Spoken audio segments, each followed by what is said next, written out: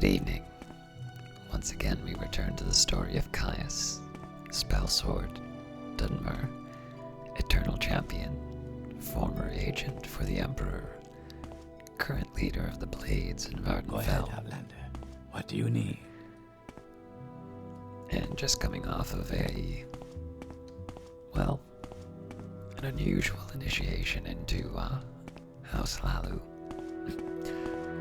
I've forgotten a little bit of what we were up to, so I'm going to take a minute here and see.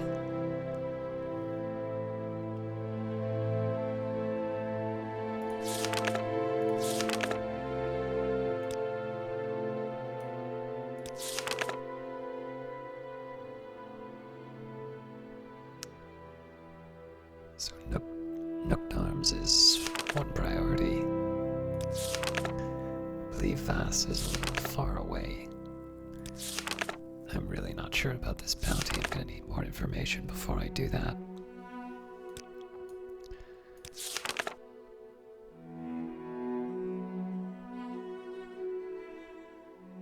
Alright, Caldera. Actually, I should be writing some of this down. Just one moment.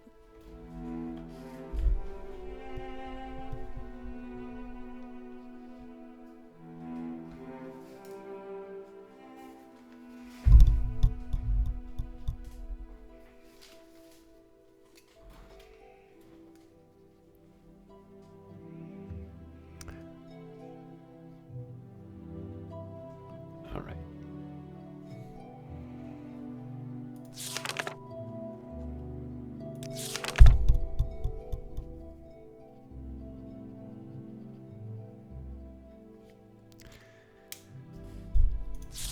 That's going to be rather far away. We definitely already did this one.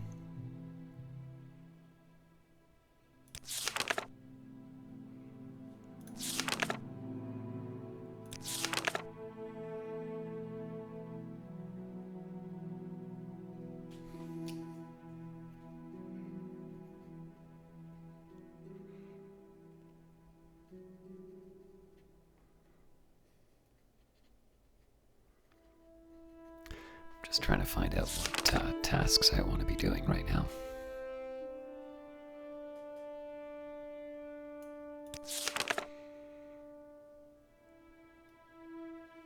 Right, I still need to get the lost prophecies.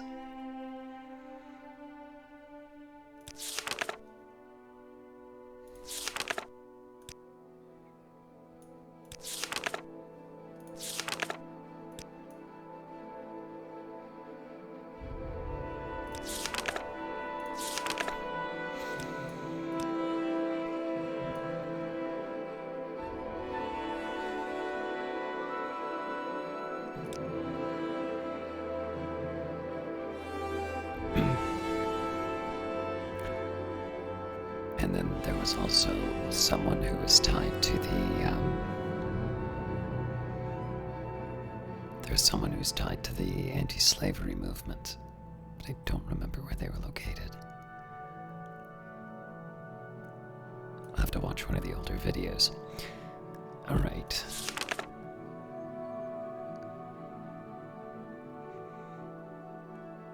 Mira Milo. Alright, let's go to the Hall of Wisdom and Justice before we go on any of these other tasks.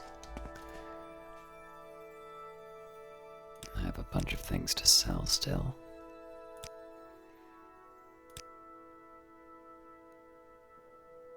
But let's get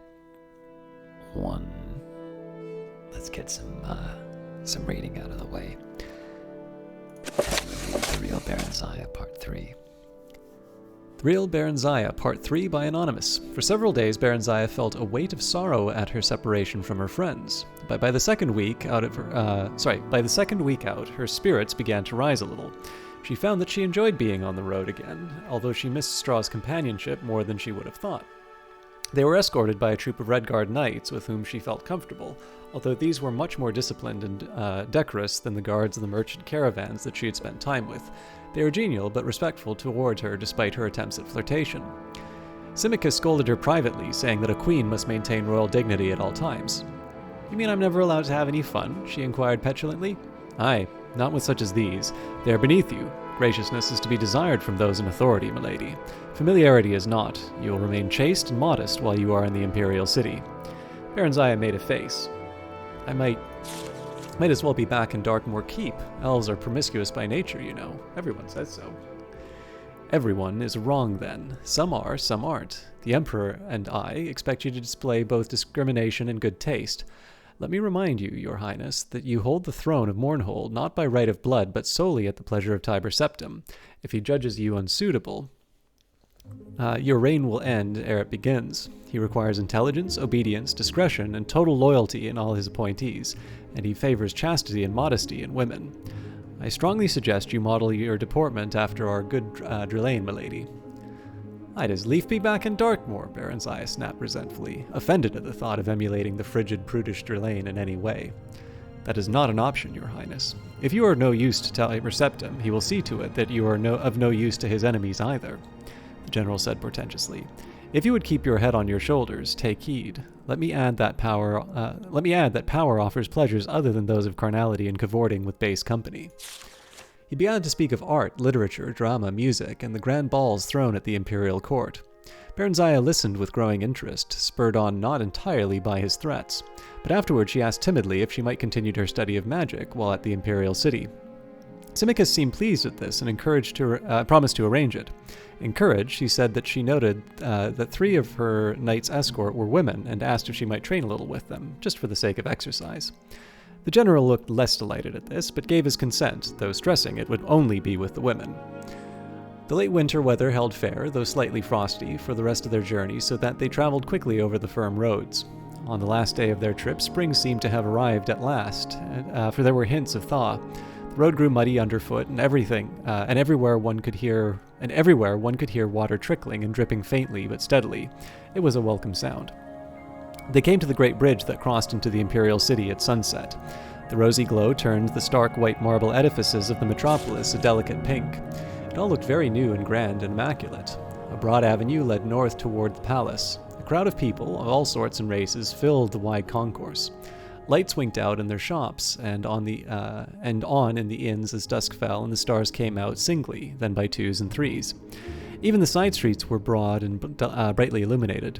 Near the palace, the towers of an immense Mage's Guild Hall reared towards the east, while westward the stained glass windows of a huge tabernacle glittered in the dying light. Symmachus had apartments in a magnificent house 2 blocks from the palace, past the temple of the One he identified as they passed it, an ancient Nordic cult which Tiber Septim had revived. He said that Baronziah would be expected to become a member should she prove acceptable to the Emperor. The place was quite splendid, although little to Baronziah's taste. The walls and furnishings were done in utter pristine white, relieved only by touches of dull gold, and the floors in dully gleaming black marble. Baronziah's eyes ached for color and the interplay of subtle shadings.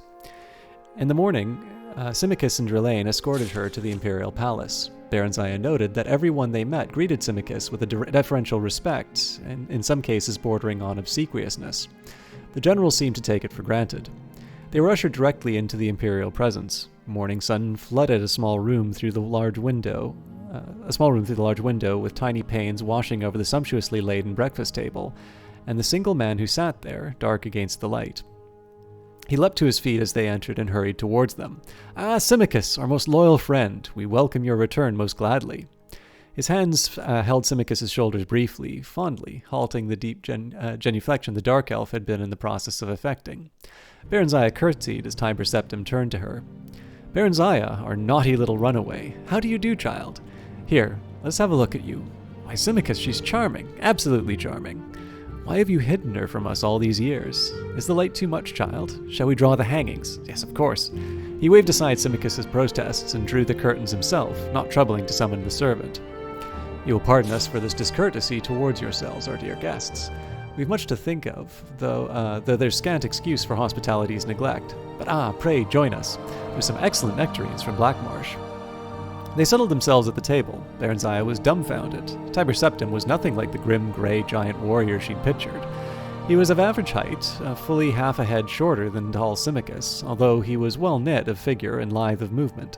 He had a winning smile, bright, indeed piercing, blue eyes, and a full head of stark white hair above a lined and weathered face.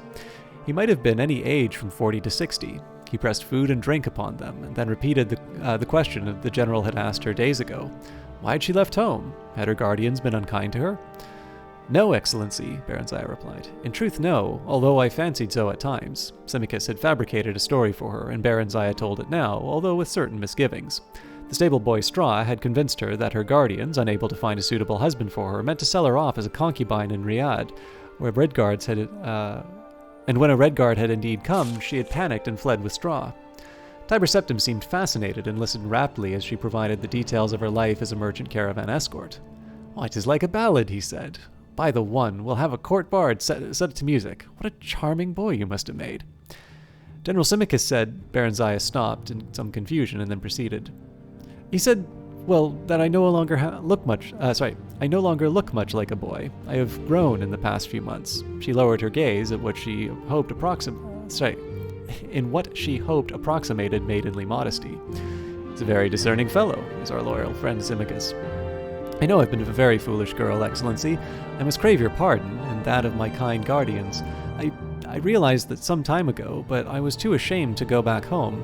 But I don't want to return to Darkmoor now. Excellency, I long for Mournhold. My soul pines for my own country.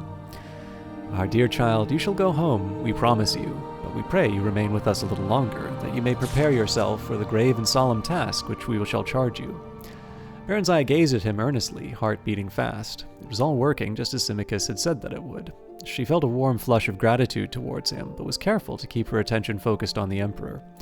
I am honored, Excellency, and wish most earnestly to serve you and this great empire that you have built in any way that I can.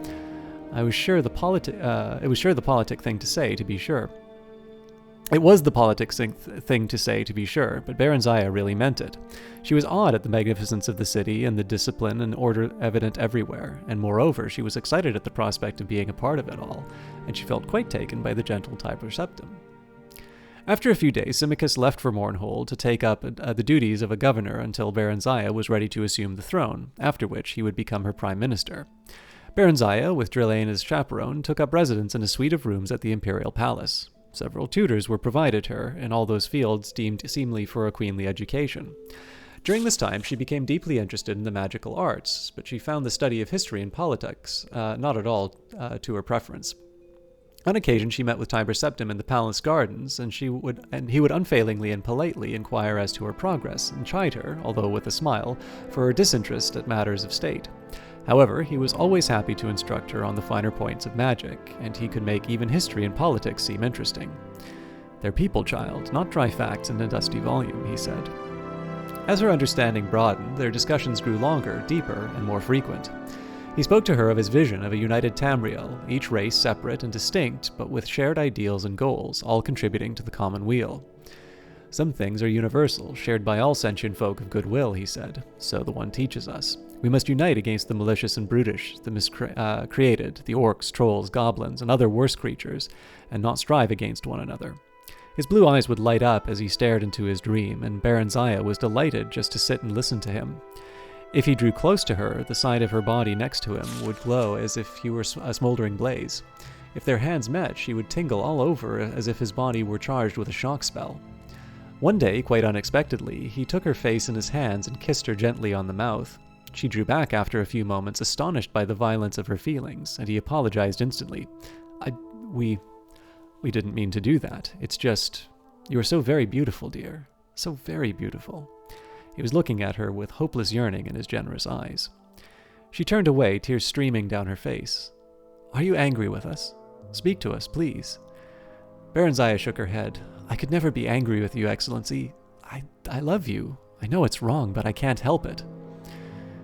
"We have a consort," he said. "She is a good and virtuous woman, the mother of our children and future heirs. We could never put her aside, yet there is nothing between us and her, no sharing of the spirit. She would have us be other than what we are.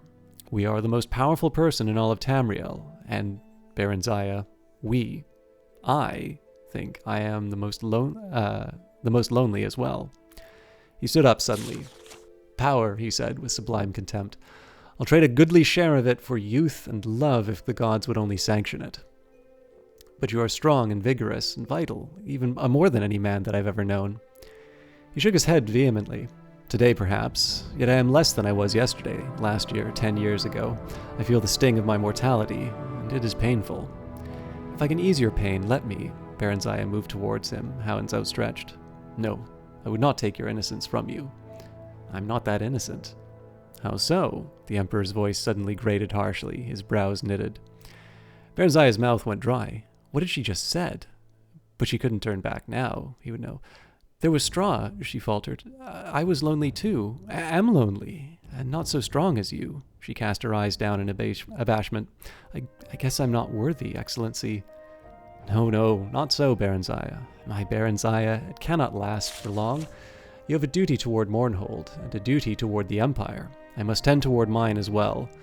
But while we may, shall we share what we have, what we can, and pray the one forgives us our frailty?" Tiber Septim held out his arms, and wordlessly, willingly, Baronziah stepped into his embrace. "You caper on the edge of a volcano, child," Drillane admonished as Baronziah admired the splendid sapphire ring her imperial lover had given her to celebrate their 1-month anniversary. "How so? We make one another happy. We harm no one. Simicus bade me be discriminating and discreet. Who better could I choose? And we've been most discreet. He treats me like a daughter in public." Tiber Septim's nightly visits were made through a secret passage that only a few in the palace were privy to, himself and a handful of trusted bodyguards. "He slavers over you like a cur at supper. Have you not noticed the coolness of the Empress and her son towards you?" Baronziah shrugged. Even before she and Septim had become lovers, she'd received no more from his family than bare civility, threadbare civility. What matter? It is Tiber who holds the power. But is it not his son who holds the future? Do not put his mother up to public scorn, I beg you. Can I help it if that dry stick of a woman cannot hold her husband's interests, even in conversation at dinner? Have less to say in public. That is all that I ask. She matters little, it is true, but her children love her, and you do not want them as enemies. Tiber Septim has not long to live, I mean. Drillane amended quickly at Baronziah's scowl. Humans are all short-lived, ephemeral, as we of the elder races say. They come and go as the seasons, but the families of the powerful ones live on for a time. You must be a friend to this family if you would see a lasting profit from your relationship. But how can I make you see truly? You are so young and human-bred as well. If you take heed, and wisely, you and Mournhold are like to live to see the fall of the Septim dynasty. If indeed he has founded one, just as you have witnessed its rise. It is the way of human history. They ebb and flow like the inconstant tides. Their cities and dominions bloom like spring flowers, only to wither and die in the summer sun. But the elves endure. We are as a year to their hour, a decade to their day.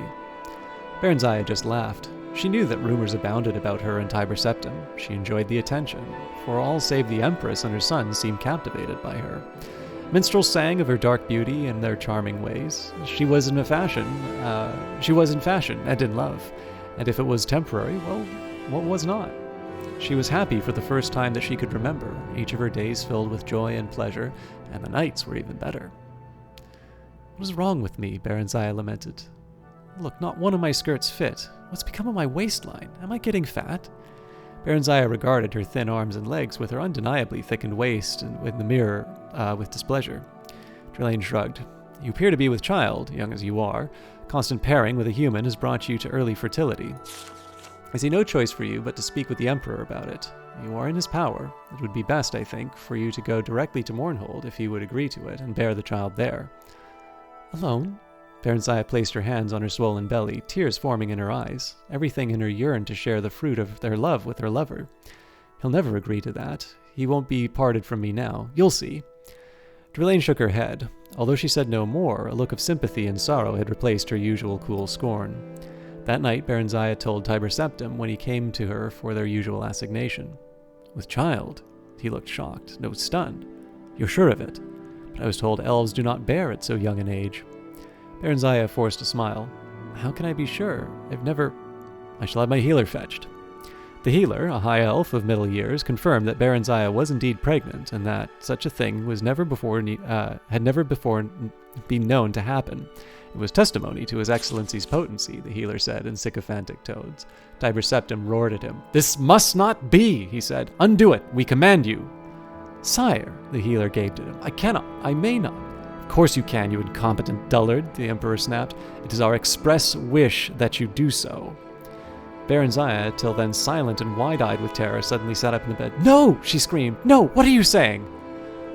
"Child," Tiber Septim sat down beside her, his face wearing one of his winning smiles. "I am so sorry, truly, but this cannot be. Your issue would be a threat to my son and his sons.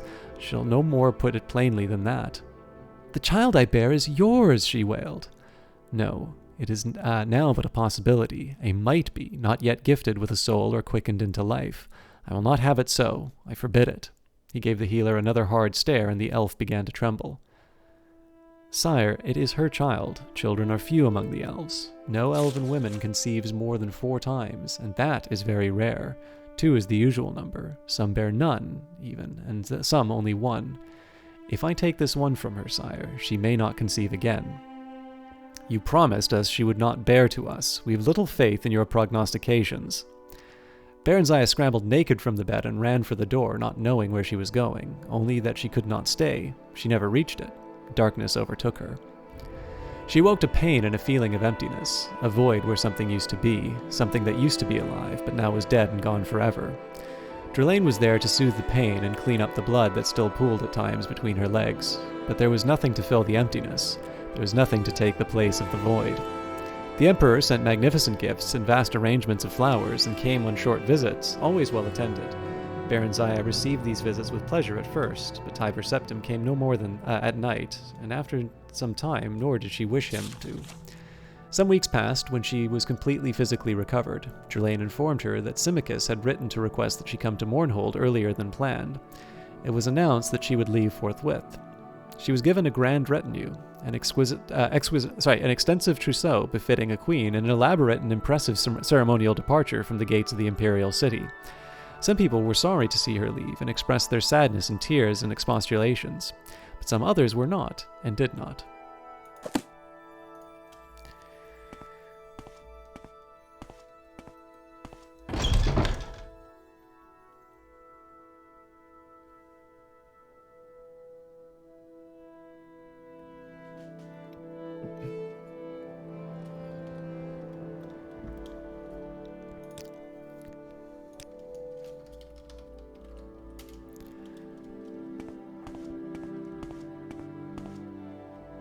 So we'll start by going to the south, to the halls of wisdom and justice.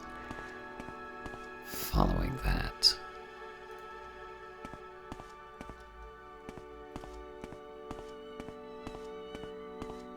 I might do some of these side missions. We're watching you.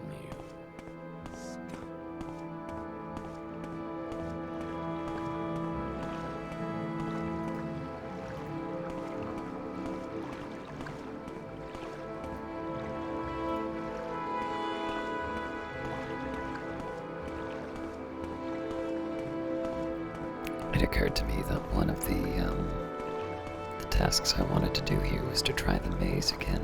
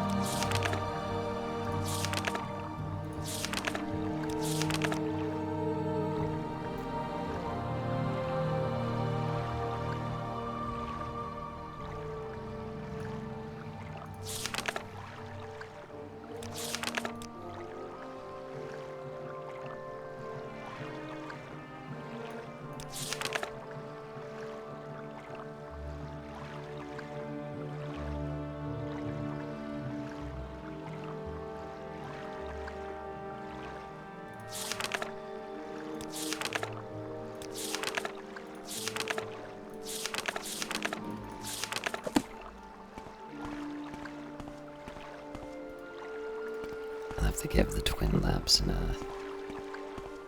look later.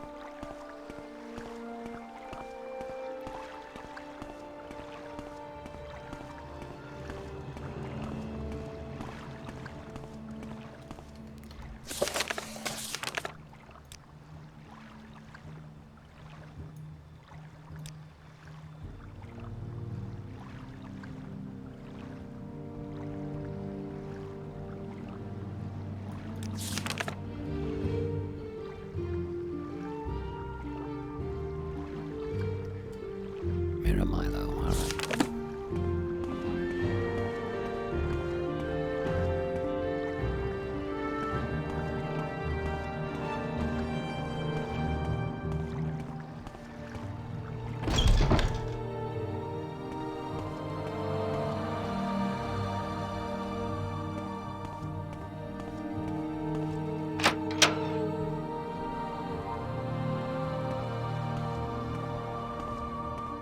What, Outlander? Why do you disturb me?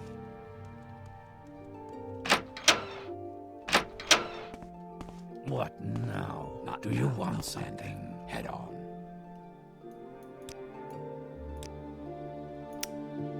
Don't know you. You're a pilgrim, right? This is Vivek City, pilgrim. Are you looking for someone in particular?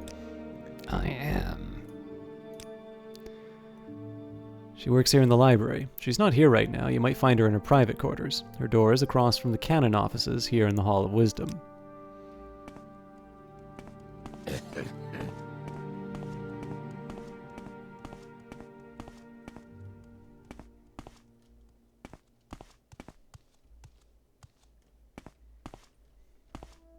Not now, Outlander. Head on. I thought he was looking at a book. By the grace of Elmsivi, lords and rulers of all, know all Dunmer by these words that I, Muthsera Hlaalu Vendo Omani, have legally purchased the home in Seda Neen of the Dunmer Inderel Rathrion, and the accompanying land for the sum of 3,000 imperial drakes. Witness our hands on this third day of Evening Star, Third Era 426. Probably read that before. We're watching you, scum.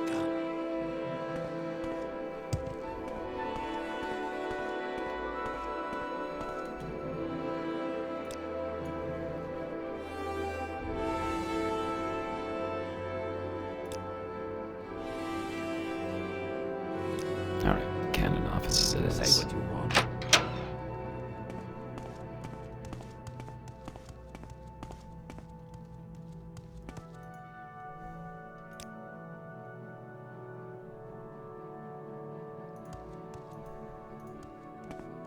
No, I don't think so.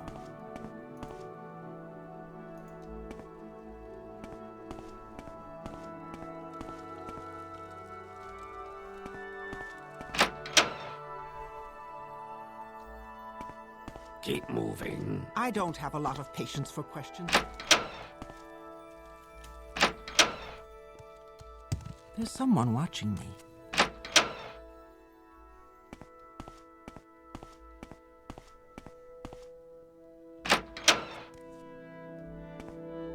You talk too much, Outlander.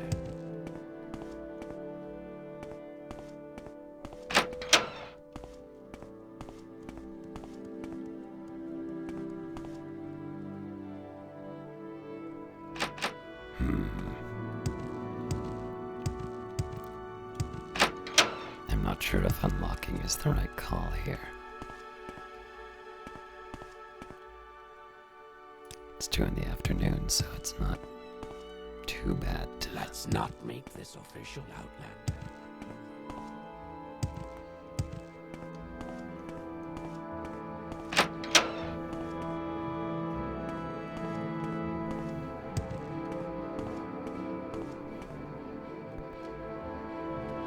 Alright.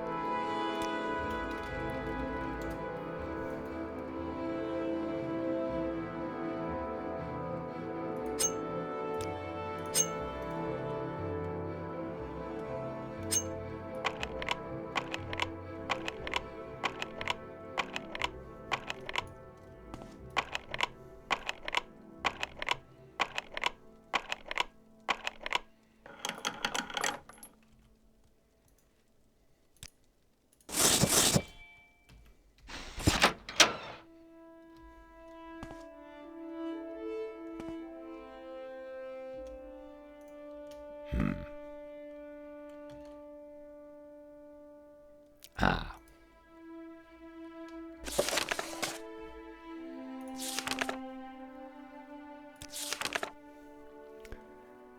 Caius gave me some gold and a few things that might come in handy, and I can use his house while he's gone. Caius Cassades was recalled to the Imperial City. He says that he believes I really am the Nerevarine. He wants me to find the lost prophecies and deliver them to Nibani Masaya. His parting orders are to go to the Hall of Wisdom and Justice, where Mira Milo will tell me how to get the lost prophecies. He says she's being watched, and if something has gone wrong, she will leave me a message under the code word Amaya. Something has gone wrong.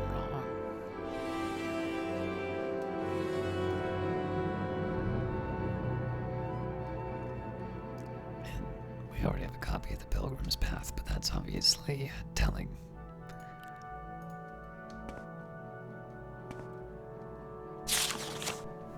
Amaya, I'm sorry I miss you. I had to run some old documents over to the Inquisitor at the Ministry of Truth, and I'm likely to be tied up there for a while.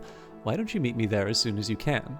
Then we can leave together as soon as I'm done. And Amaya, don't forget to bring me the 2 Divine Intervention scrolls you borrowed. Or if you use them, buy a couple of new ones for me. I think I'm going to need them soon. Jenna and Mullane at the Mages Guild in the Foreign Quarter keeps them in stock. Alvela Saram is the guard at the entrance. Just tell her you're looking for me and she'll let you in. Your faithful friend, Mira. P.S. I left a couple of levitate potions here for you, just in case. I couldn't remember if you knew the spell or not, so I drew a couple from stock.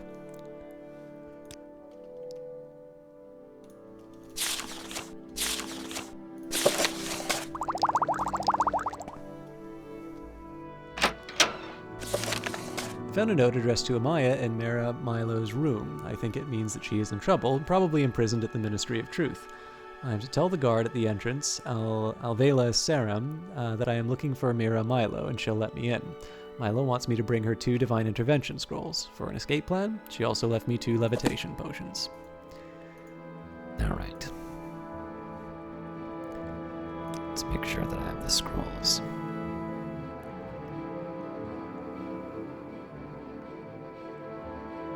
Yeah, we've got 5 of those. Presumably, CV intervention is not an acceptable substitute in this case.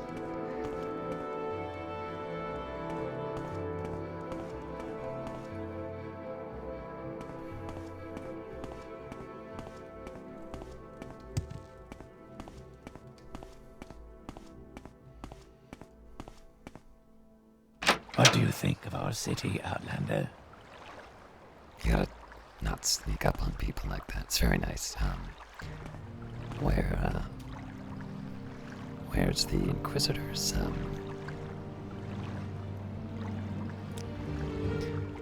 Beneath the Palace of Vivek is the Puzzle Canal, a place of worship and testing for questing heroes hoping to receive Vivek's favor.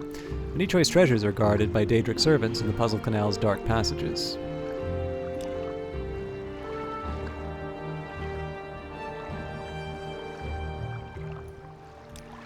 The Ministry of Truth is a celestial body suspended by Vivek's mighty power over the great temple of the High Fane in Vivek City.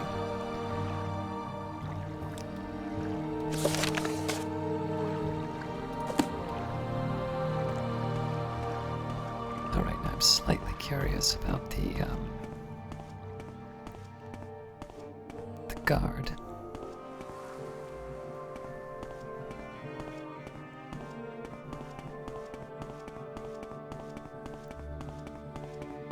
Cool.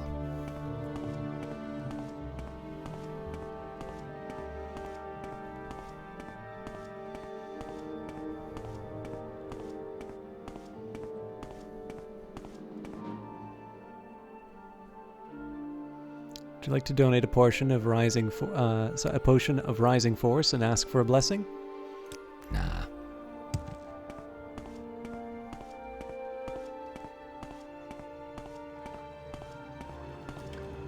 I think I'm gonna try the Puzzle Canal first.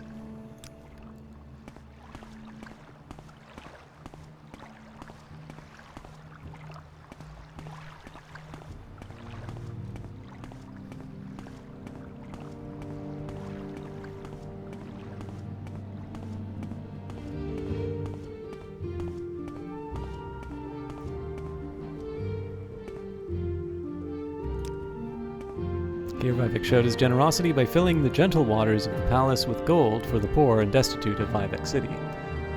Ah.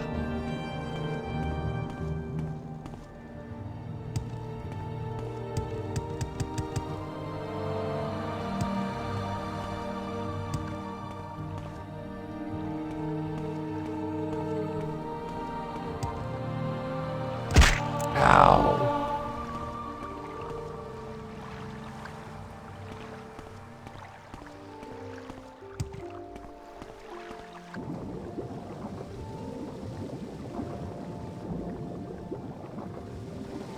Maybe I should have tried level 1.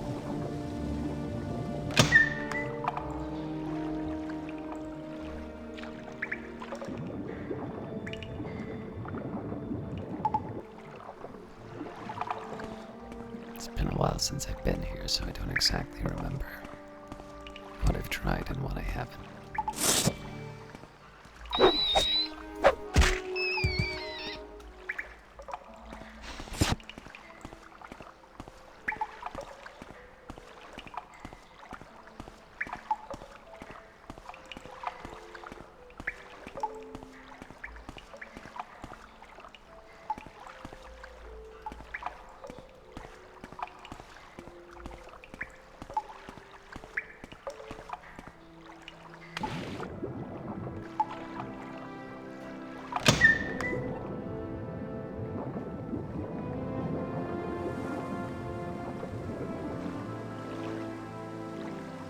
That's very nice to look at.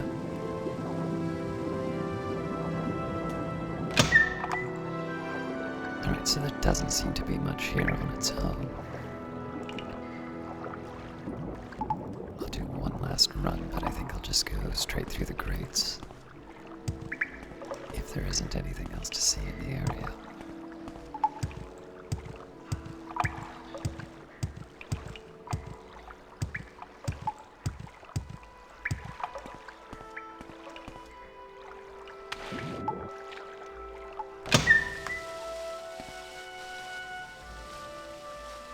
How does that work?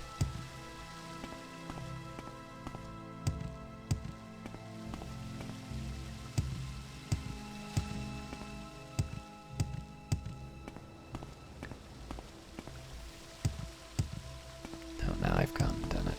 Alright, there we go.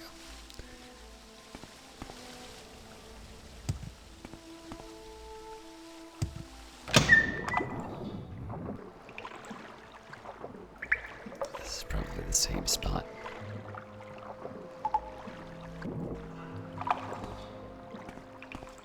Nope, not that.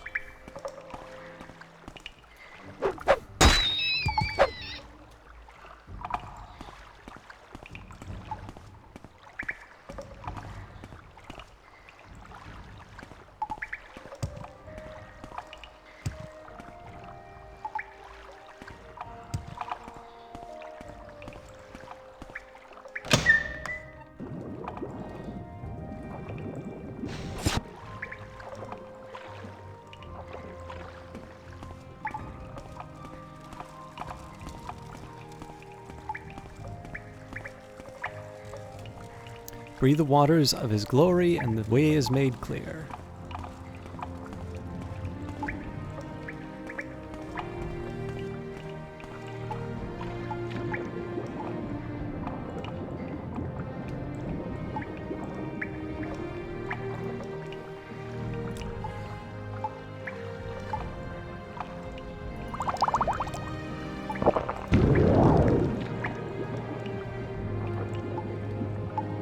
It's not clear.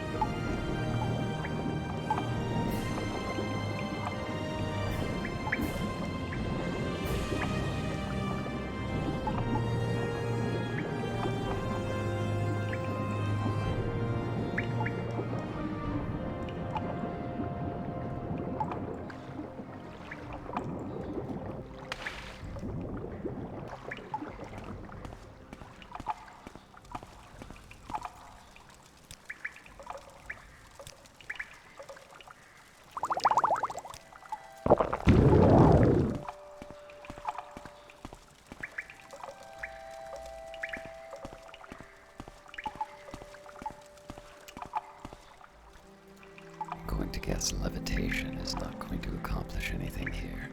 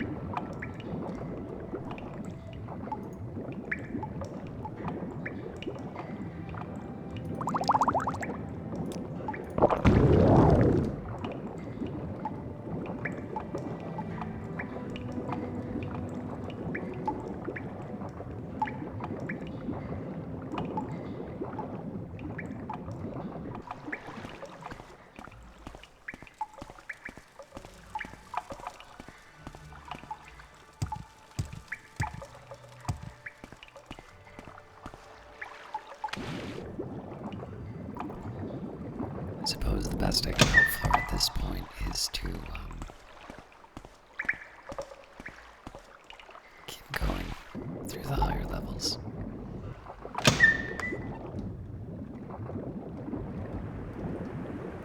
Well, that was unexpected.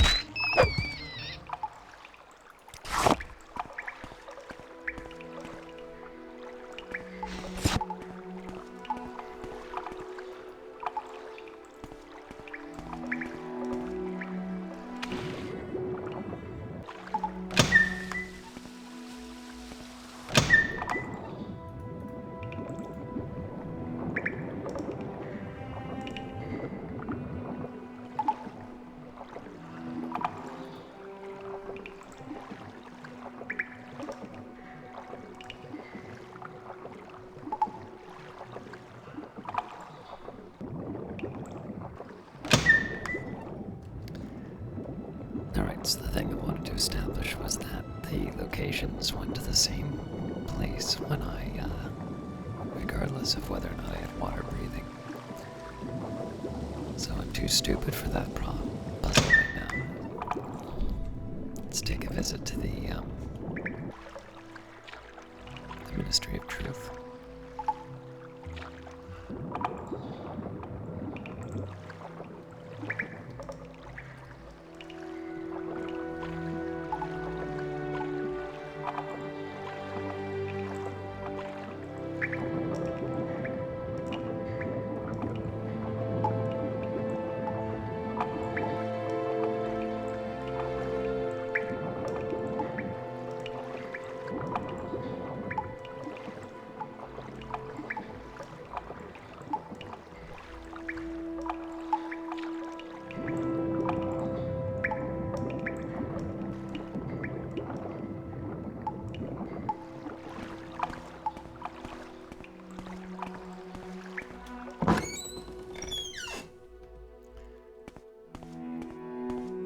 Yes, sir.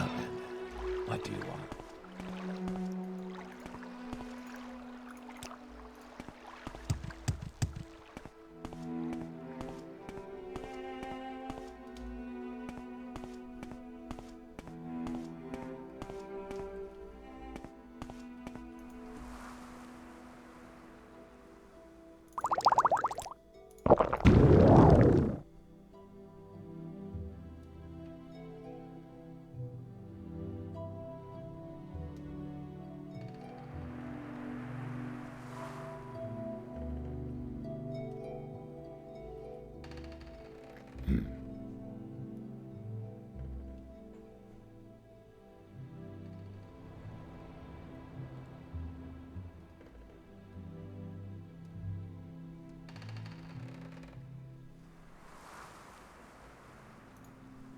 I don't think that's who I'm supposed to be meeting.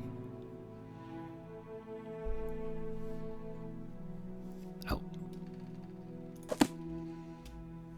I'm sorry, no pilgrims allowed in the ministry. I'll have to ask you to leave, but you're not here to visit anyone, are you? As a matter of fact, Mira said you would come. I'll say that you subdued me with magic and stole my key. It opens all 3 exterior doors. The upper back door is the best. You'll need the other keys for the doors inside. Search for the keys in the desks. No one carries keys while on duty. Mira is in the prison keep, in the cell on the far right. Mira said that you bring scrolls to get out. Some of us are sympathetic to the dissident priests, but kill an ordinator and you'll lose that sympathy. Here's the key to the entrance. Now get going.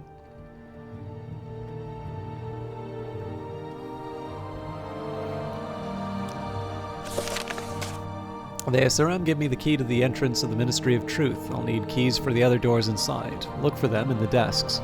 She said there's sympathy for the dissident priests among the ordinators, but if anyone gets killed getting her out, we'll lose that sympathy.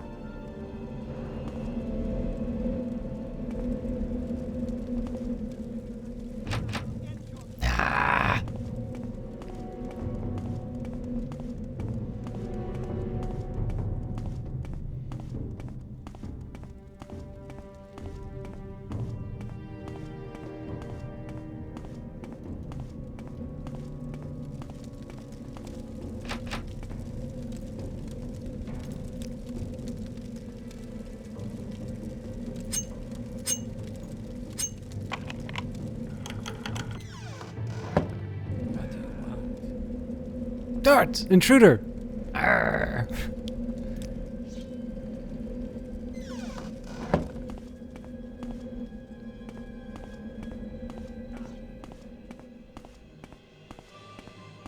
This is the worst possible escape.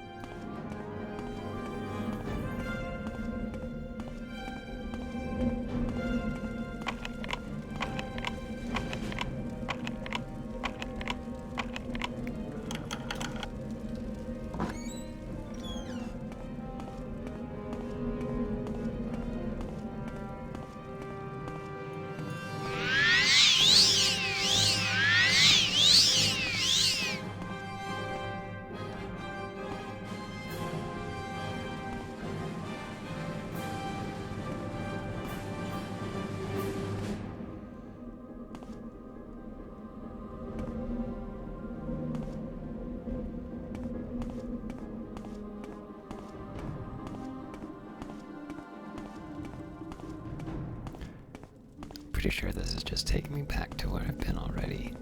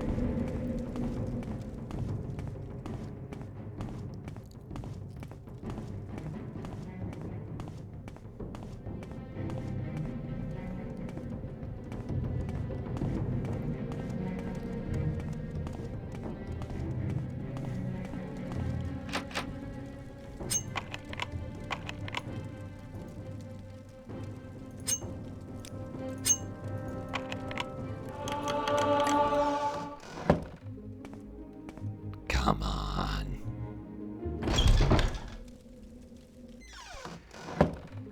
Alright, so it said the upper right was the best door. What do you want? Don't mind me.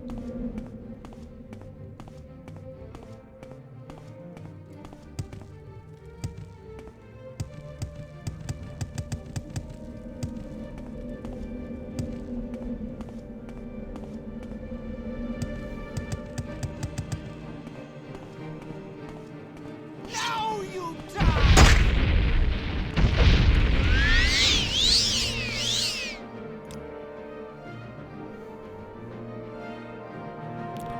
So, this is a little silly, but the thing is, I know it doesn't really seem to matter if I sneak or not.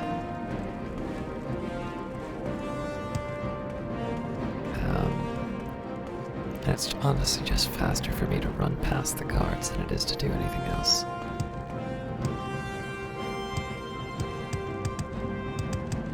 The thing that does worry me a little bit. So it says look for them in desks, but I haven't seen any desks yet.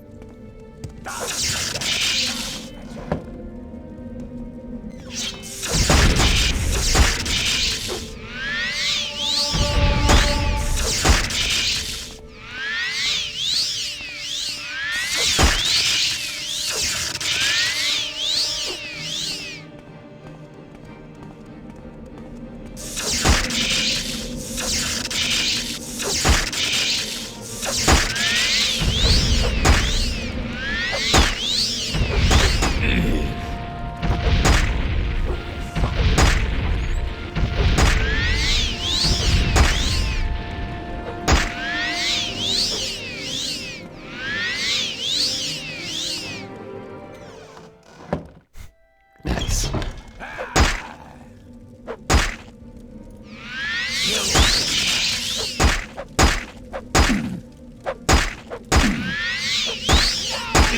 Die! This is the end of you, Swit!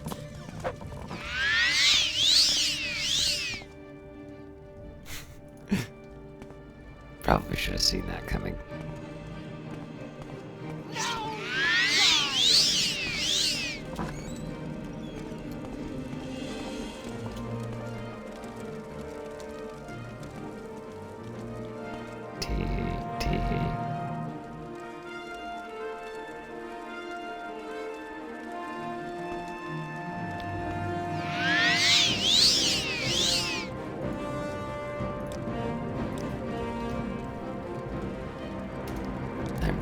curious.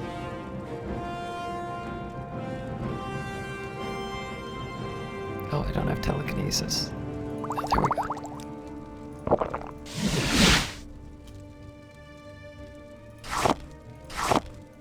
go. Oh, come on.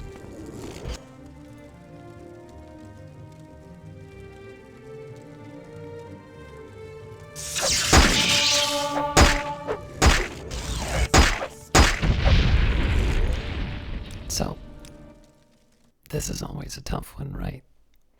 Because it seems to me it doesn't really matter what I do.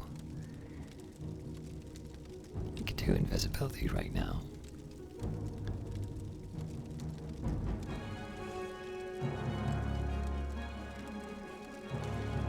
Apparently I don't have invisibility anymore.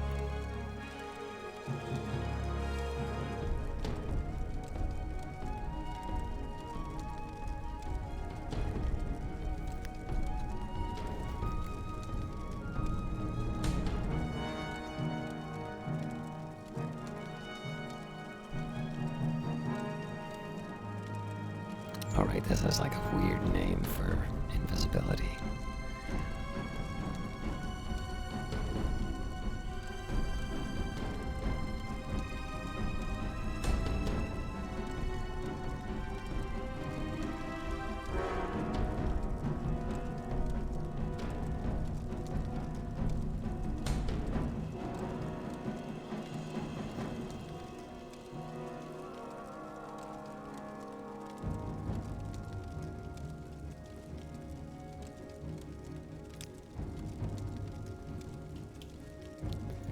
That is a low chance of success.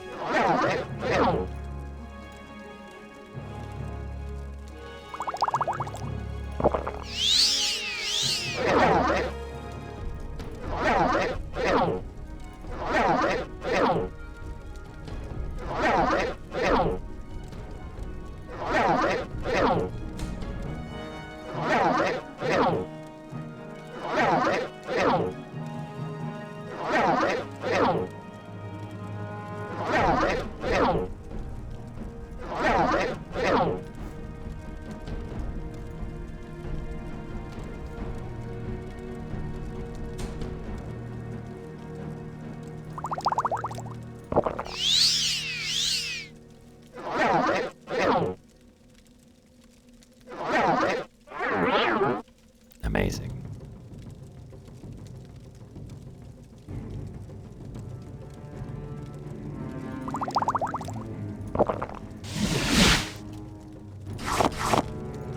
How did you see?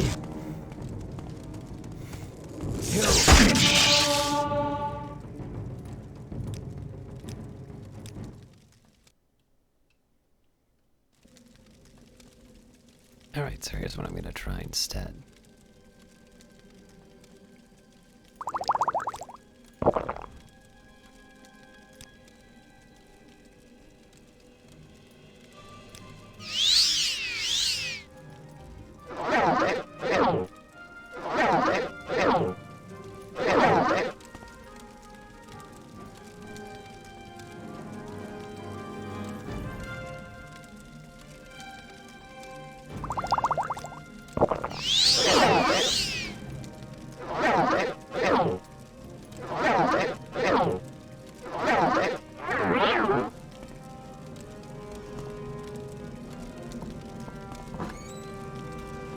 Oh, you're kidding me.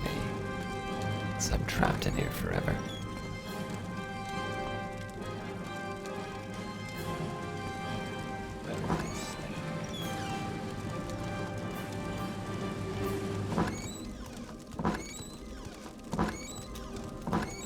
Alright.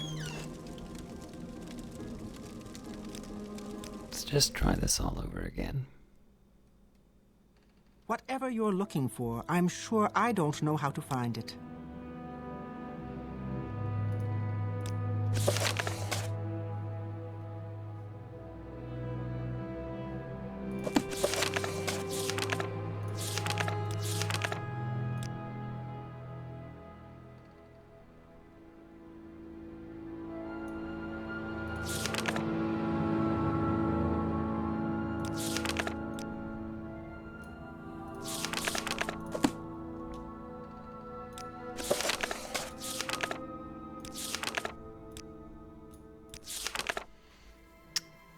All right.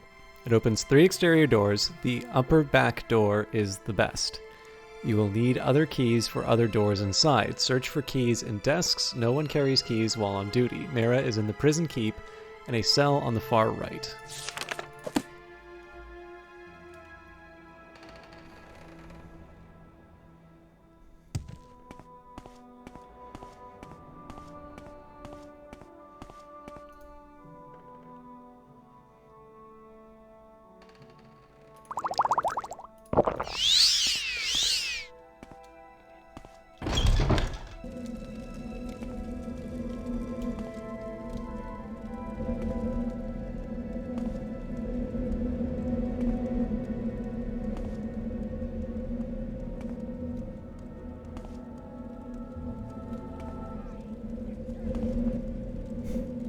How did you find me?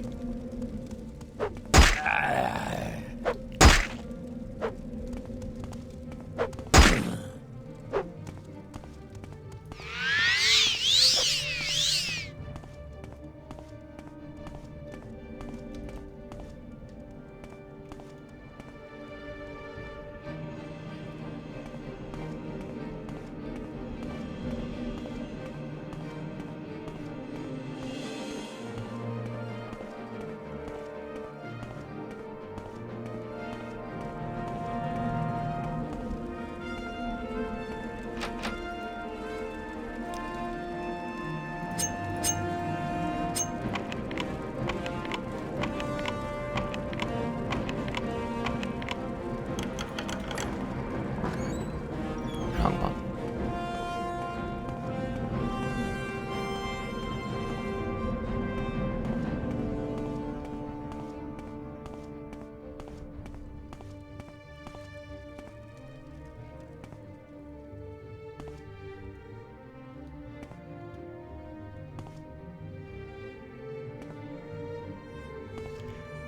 I really do like the idea of a prison break in a game like this, but the implementation is a little bit different from what I thought it might be. Alright, so I don't think this is going to do what I want it to do.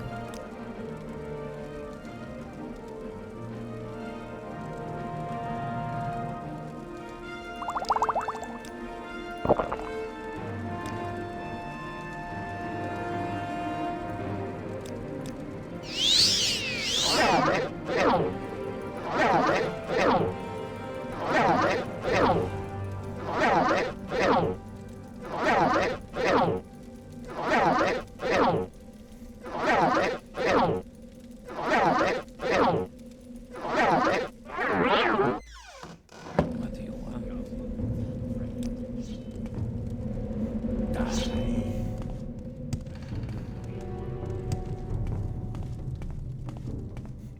I'm glad you guys are caught in the far back. Damn fool meddling priests. I wouldn't have touched her if she hadn't come on to me like a hot sow. Bastards. Get my hands on one, I'm going to squeeze them like a pimple. Priests! No, those guards. They're just doing their jobs. Oh, it's the damn priests I want get my hands on. You seem like you should be here, sir.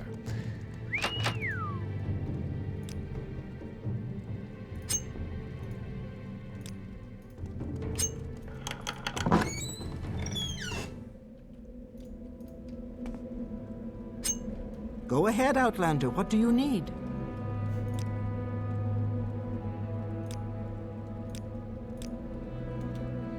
Do you have the Divine Intervention Scrolls? I have an escape plan.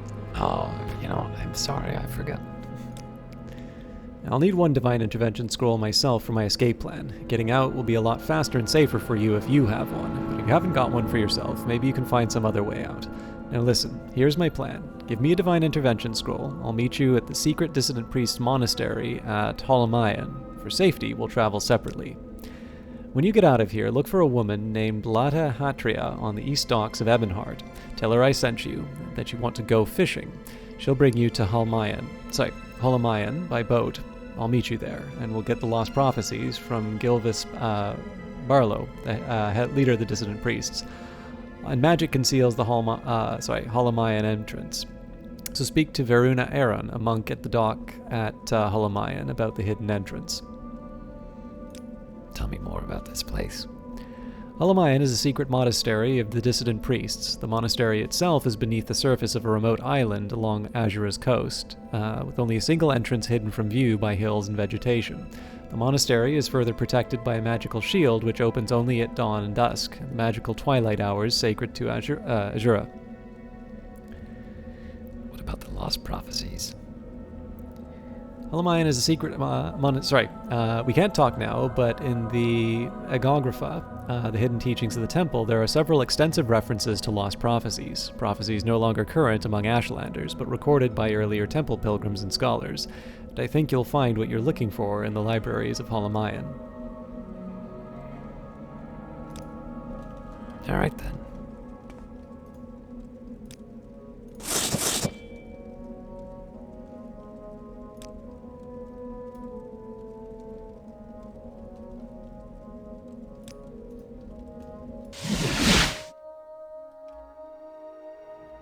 Where am I?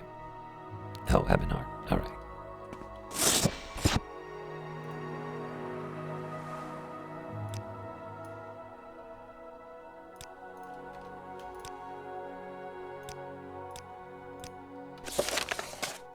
I gave Miramila a divine intervention scroll. She'll meet me at Alamayan, a distant priest monastery, and we'll get the lost prophecies.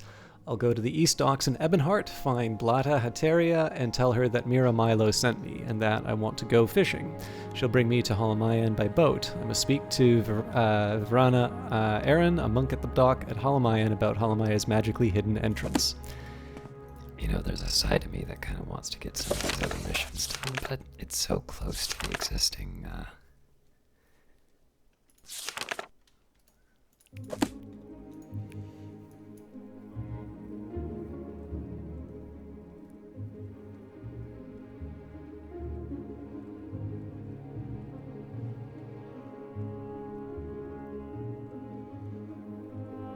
Well, this is close to Neckerdams, so that's one of my missions.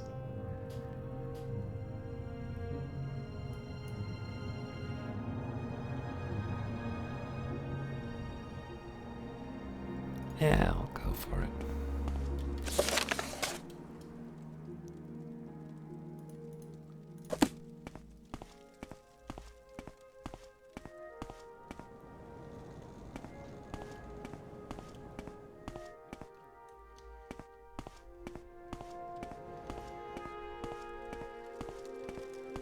Speak freely, friend.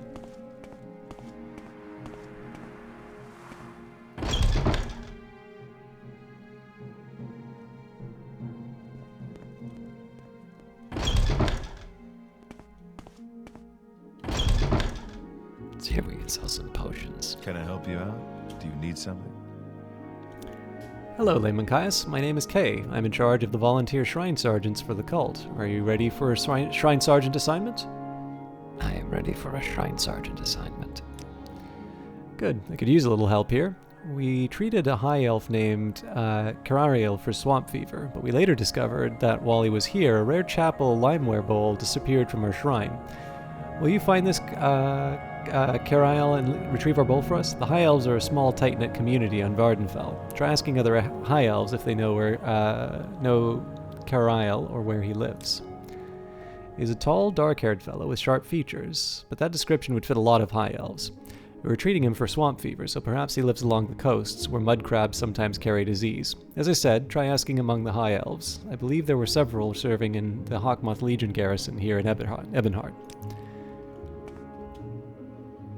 Welcome, Layman Caius. Can I tell you about our services? Or if you can donate more time and effort, would you like to become a lay servant?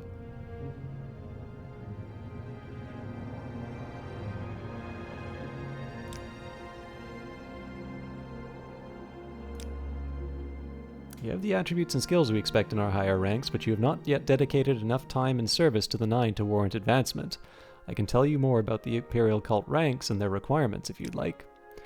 The 10 ranks of status in the Imperial Cult are, from the lowest rank to highest, Layman, Novice, Initiate, Acolyte, Adept, Disciple, Oracle, Invoker, Theurgist, and Primate. You are currently a Layman.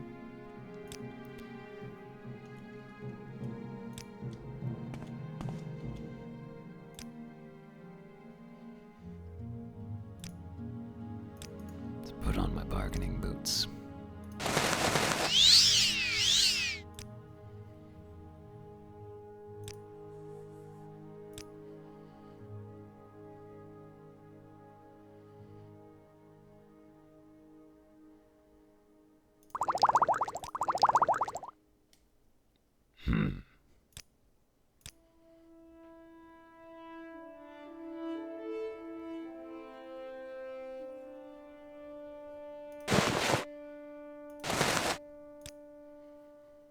It's a bit much.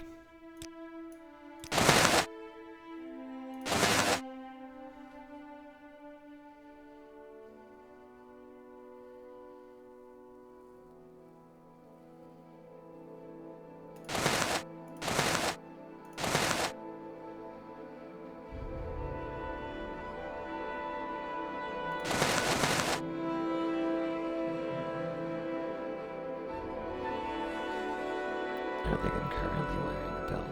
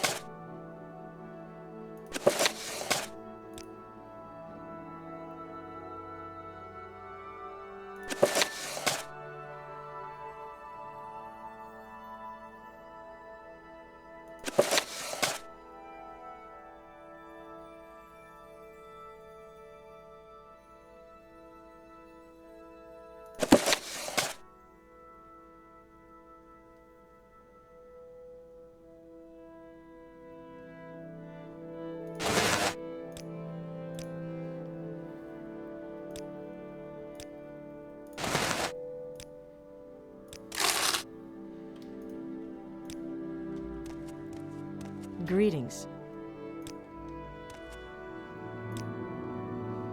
Ah, now you're someone I want to do business with.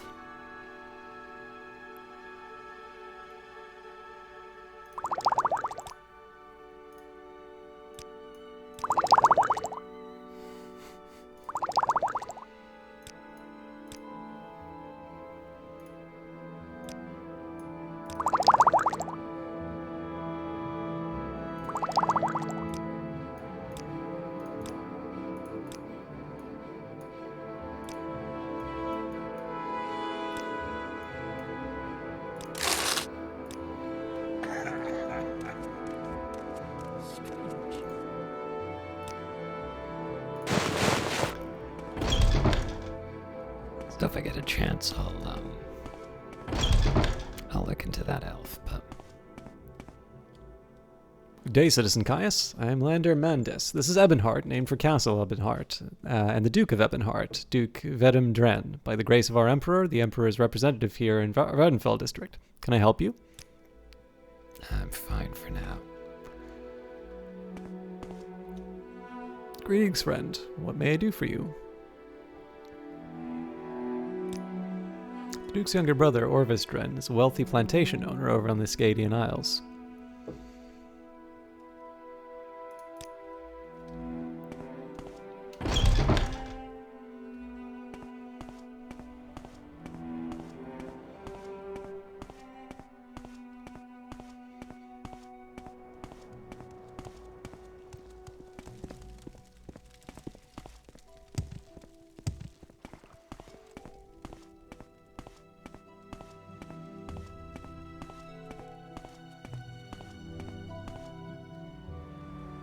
Greetings, Citizen Caius. I'm Milin Messerlaud. How can I help you? Is this your first visit to Ebonheart? Is there some specific place that you seek?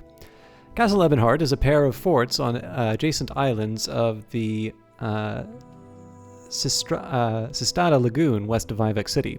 The Grand Council chambers, along with the Imperial Commission, the Imperial Guard quarters, the Imperial Cult Shrine, and the Duke's chambers are in the castle's west keep. The Hawkmoth Legion garrison is in the East Keep, with the Skyrim mission and the Argonian mission in an outer court nearby. The The East Empire Company has offices, warehouses, and docks east of the castle and connects to the castle by a bridge. The great statue of the Imperial Dragon is in the East Empire Company Plaza, and a visible reminder of the Empire's power and wealth here in Morrowind. The Six Fishes Corner Club is just across the bridge from the East Empire Company and inside the east gate of the castle. House Hlaalu offers ships passage to Vivek, Sadrith Mora, Hlaod, and Tel Brenora from the docks east of the dragon statue. I think the messages go east.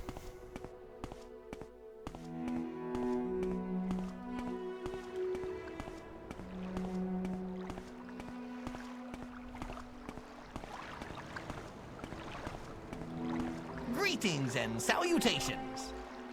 Welcome, Citizen Guides. I'm Geldal, and this is Ebonheart. If you're new here, you'll be wanting to ask about our many services for travelers, and I imagine you wouldn't mind a little advice.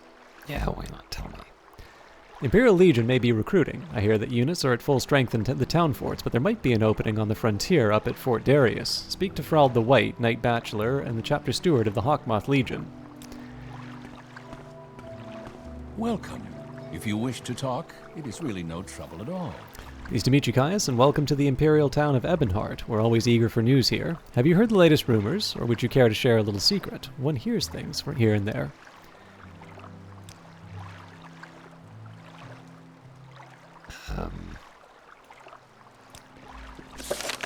I was looking for Carrier.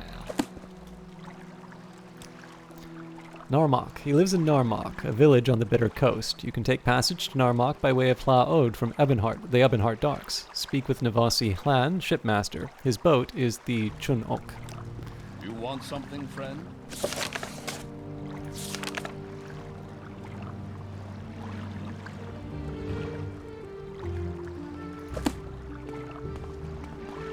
What did I do to deserve this honor? Yes?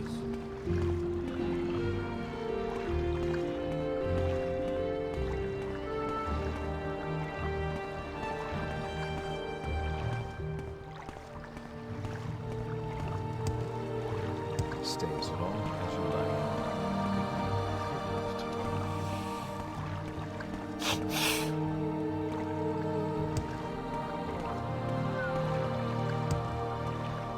I'm listening.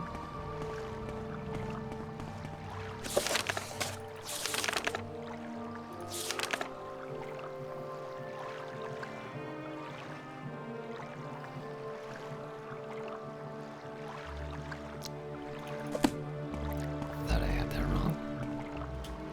Yes, I'm Blada Hatria. Do I know you?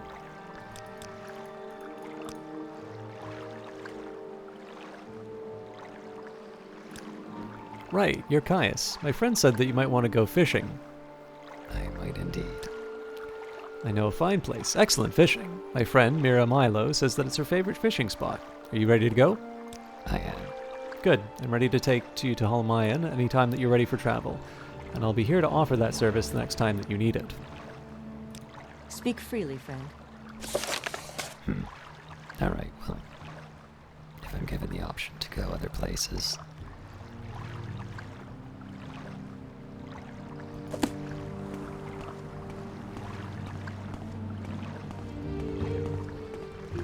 Yes?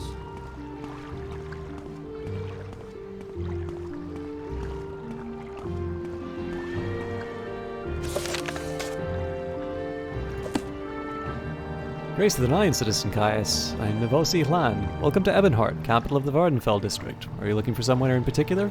just travel.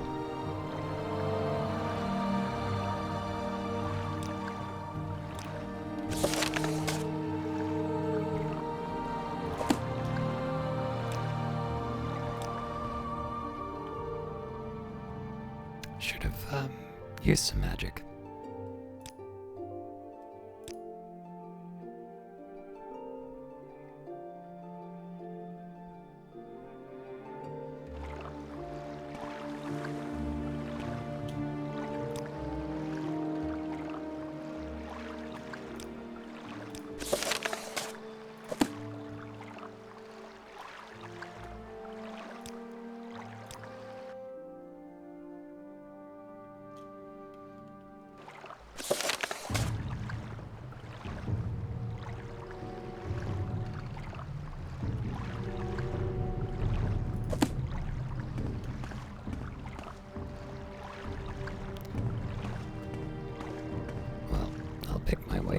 have to. Walk with virtue. From where do you hail?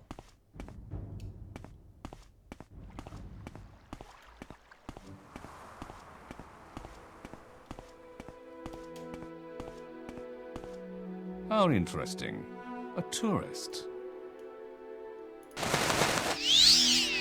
Yes, I was just treated for swamp fever at the Imperial Chapels in Ebonheart, but I don't know anything about a chapel limeware bowl, so go away and leave me alone. Spoke to Carariel. He said that he didn't know anything about a chapel limeware bowl and told me to go away and leave him alone.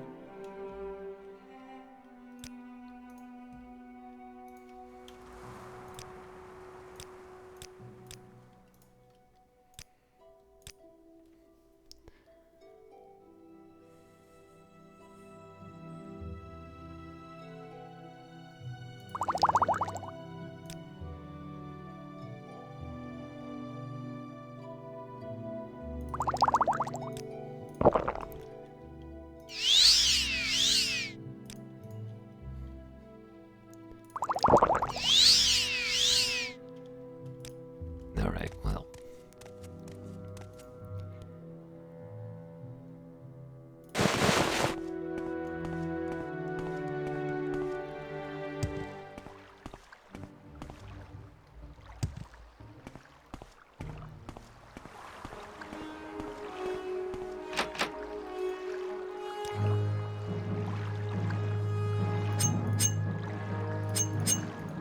I wonder if I can get away with this. Yeah.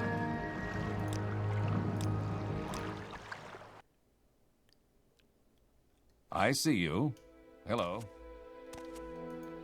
I suppose I could have tried the,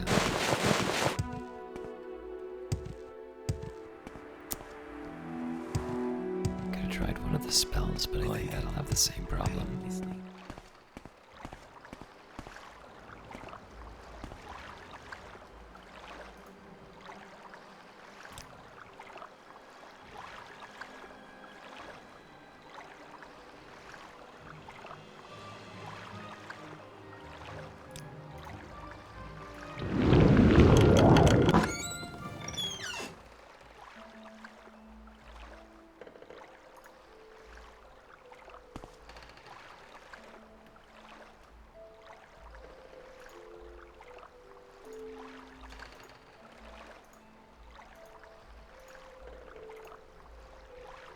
Oh, guess he didn't take the plate.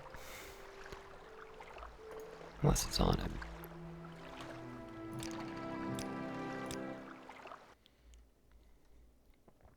I see you. Hello.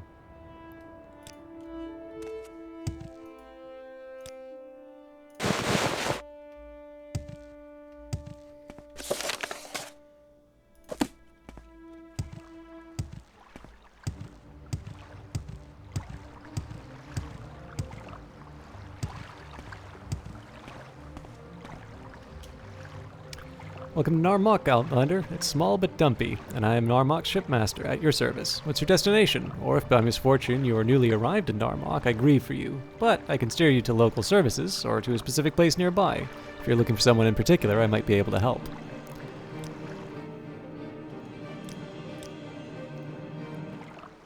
Go ahead, Outlander. What do you need?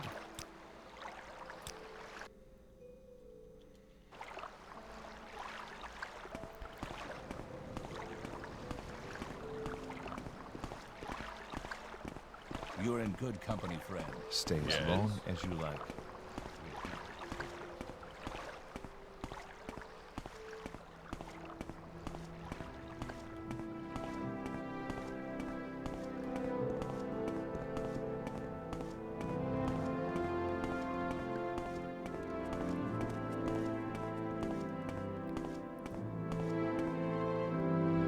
I forgot where the temple is. You want something, friend?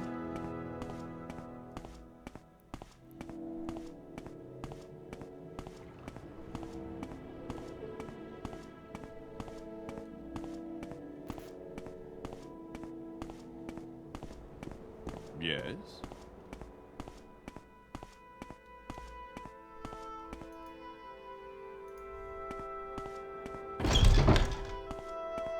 Can we hurry this up?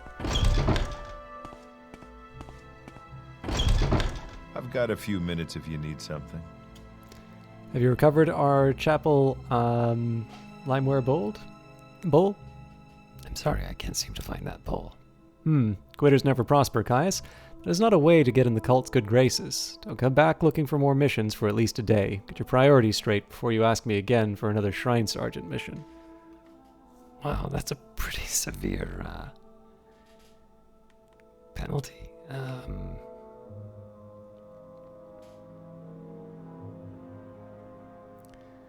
actually gonna take a quick minute. I don't know if I really want to I don't know if I want to spend too much time looking for this, but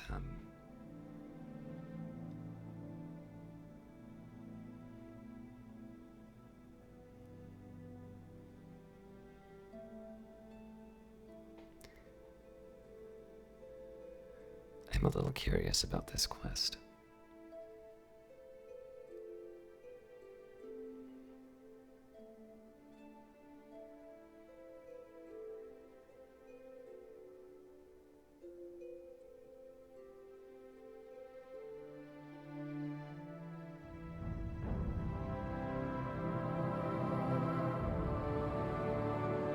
Oh, apparently it is in this house.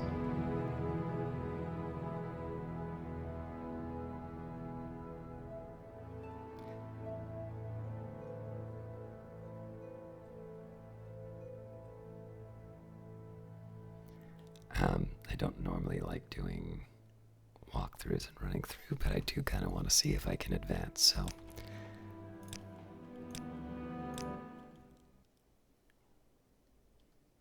I see you. Hello.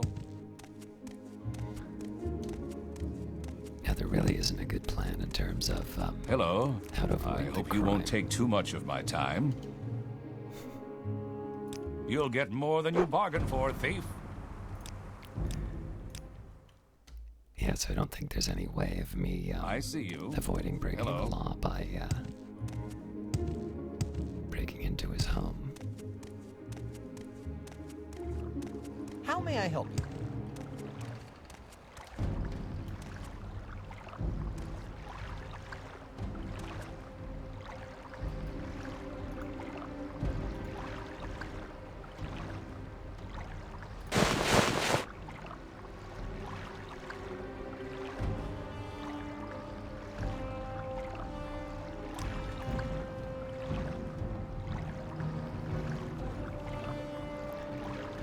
I think there's two people who are always going to be looking at me no matter what.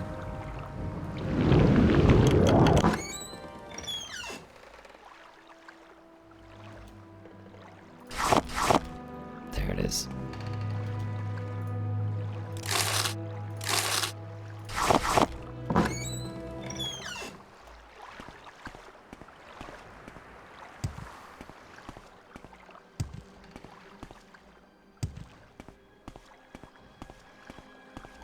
I am here to turn myself in. You have violated the law, Caius. Since you turned yourself in voluntarily, I'll take that into consideration. Pay 5 gold to the court and surrender your stolen goods, or surrender your stolen goods and serve your sentence of hard labor. Deliver the gold immediately, or come with me. Accept this gold in payment for the fines and compensation ordered by the court. You are now free to go.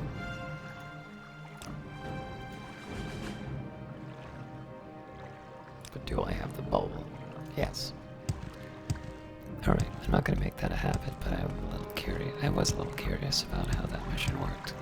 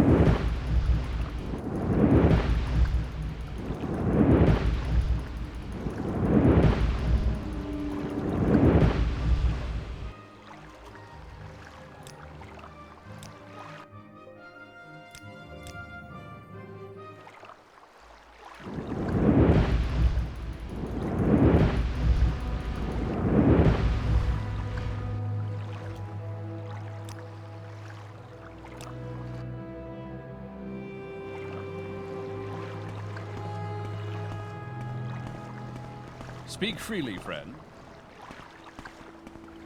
What did I do? Greetings and salutations.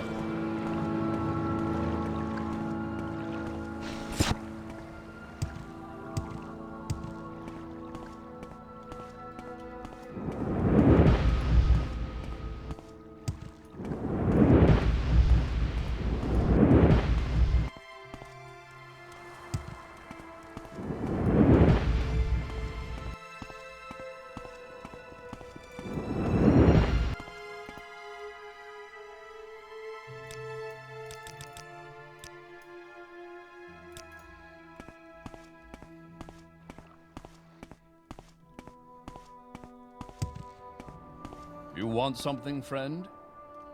I want to learn your trick.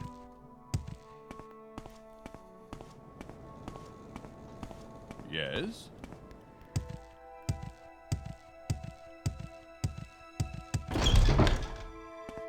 What do you want?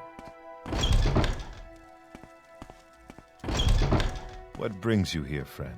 I have broken the law in the name of the... Yes, I have the bowl. Sorry. Yes, I have the bowl right here.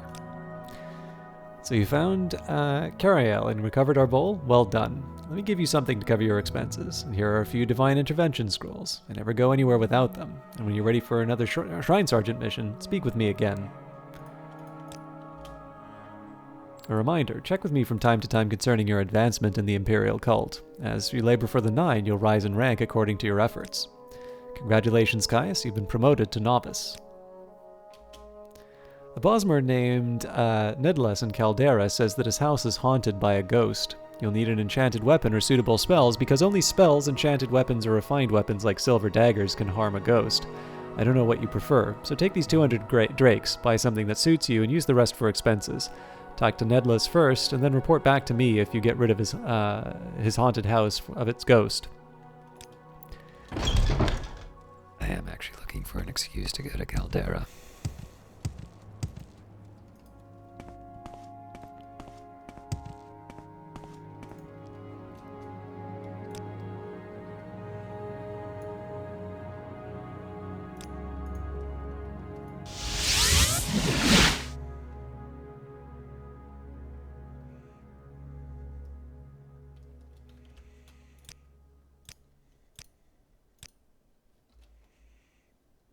Alright. Get a little work done. Alright.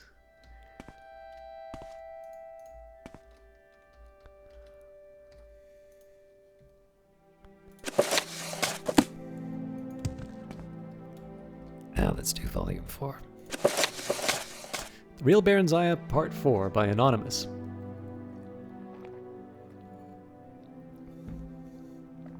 Everything I have ever loved, I have lost, Baronziah thought despondently, looking at the mounted knights behind her and ahead, her tierwoman near her in a carriage. Yet I have gained a measure of wealth and power, and the promise of more to come. Dearly have I bought it. Now I do understand better Tiber Septim's love of it, for if he has often paid such prices. For surely worth is measured by the price we pay. By her wish, she rode on a shiny roan mare, clad as a warrior in resplendent chainmail of dark elven make. As the days slowly slipped by and her train rode the winding road eastward into the setting sun, around her gradually rose the steep-sided mountain slopes of Morrowind. The air was thin, and a chill late autumn wind blew constantly. But it was also rich with the sweet, spicy smell of the late-blooming black rose, which was native to Morrowind and grew in every shadowy nook and crevice in its highlands, finding nourishment even in the stoniest banks and ridges. In small villages and towns, ragged dark elven folk gathered along the road to cry her name or simply gape. Most of her knightly escort were Redguards, with a few high elves, Nords, and Bretons. As they wove their way into the heart of Morrowind, they grew increasingly uncomfortable and clung together in protective clusters. Even the elven knights seemed wary. But Baronziah felt at home. At last, she felt the welcome extended to her by the land, her land. Simicus met with her at the Mournhold border with an escort of knights, about half of whom were dark elven. In imperial battle dress, she noted. There was a grand parade of entry into the city and speeches of welcome from stately dignitaries. I've had the Queen's suite refurbished for you, the general told her later when they reached the palace, but you may change anything not to your taste, of course. He went on about the details of the coronation, which was to be held in a week. He was his old commanding self, but she sensed something else as well. He was eager for her approval of the arrangements. He was eager for her approval of the arrangements, was in fact fishing for it. That was new. He had never required her commendation before.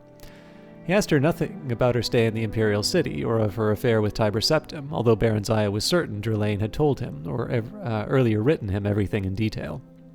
The ceremony itself, like so much else, was a mixture of old and new, parts of it from the ancient Dark Elven tradition of Mournhold, the others dictated by imperial decree. She was sworn into the service of the Empire and Tiber Septim, as well as the land of Mournhold and its people. She accepted oaths of fealty and allegiance from the people, the nobility, and the council. This last was composed of a blend of imperial emissaries, advisors as they were called, and native representatives of the Mournhold people, who were mostly elders in accordance with Elven custom. Baron Zaya later found that much of her time was occupied in attempting to reconcile these two factions and their cronies. The elders were expected to do most of the conciliating in light of the reforms introduced by the Empire pertaining to land ownership and surface farming. But most of these went clean against Dark Elven observances. Tiber Septim, in the name of the One, had ordained a new tradition, and apparently even the gods and goddesses themselves were expected to obey. The new queen threw herself into her work and her studies. She was through with love and men for a long, long time, if not forever. There were other pleasures she discovered, as Symmachus had promised her long ago, those of the mind and those of power. She developed, surprisingly, for she always had rebelled against her tutors at the Imperial City, a deep love for Dark Elven history and mythology, a hunger to know more fully the people from whom she had sprung. She was gratified to learn that they had been proud warriors and skilled craftsmen and cunning mages since time immemorial. Tiber Septim lived for another half-century, during which she saw him on several occasions as she was bidden to the Imperial City for one reason of state or another. He greeted her with warmth during these visits, and they even had long talks together about the events in the Empire when opportunity would permit. He seemed to have quite forgotten that there had ever been anything between them more than easy friendship and a profound political alliance. He changed little as the years passed. Rumor had it that his mages had developed spells to extend his vitality, and that even the One had granted him immortality. Then one day a messenger came with the news that Tiber Septim was dead, and his grandson Pelagius was now emperor in his place. They had heard the news in private. She and Symmachus, the sometimes imperial general and now her trusted prime minister, took it stoically, as he took most everything. Somehow it doesn't seem possible, Baron Zaya said. I told you, It's the way of the humans. They are a short-lived people. It doesn't really matter. His power lives on, and his son now wields it. You called him your friend once. Do you feel nothing? No grief? He shrugged. There was a time when you called him somewhat more. What do you feel, Baron Zaya? They had long ago ceased to address each other in private by their formal titles. Emptiness. Loneliness, she said. And then she too shrugged. But that's not new. I know, he said softly, taking her hand. Baron Zaya. He turned her face up and kissed her. The act filled her with astonishment. She couldn't remember his ever touching her before. She'd never thought of him that way, and yet, undeniably, an old familiar warmth spread through her. She'd forgotten how good it felt, that warmth. Not the scorching heat she'd felt with Tiber Septim, but the comforting, robust ardor she'd somehow associated with Straw. Poor Straw. She hadn't thought of him in so long. He'd be middle-aged now if he were still alive, probably with a dozen children, she thought affectionately, and a hearty wife who hopefully could talk for two. Marry me, Baron Zaya, Symmachus was saying. He seemed to have picked up her thoughts on marriage, children, wives. I've worked and toiled and waited long enough, haven't I? Marriage. A peasant with peasant dreams. Thought appeared in her mind, clear and unbidden. Hadn't she used those very same words to describe Straw so very long ago? And yet why not? If not Symmachus, then who else? Many of the great noble families of Morrowind had been wiped out in Tiber Septim's Great War of Unification before the treaty. Dark Elven rule had been restored, it was true, but not the true nobility.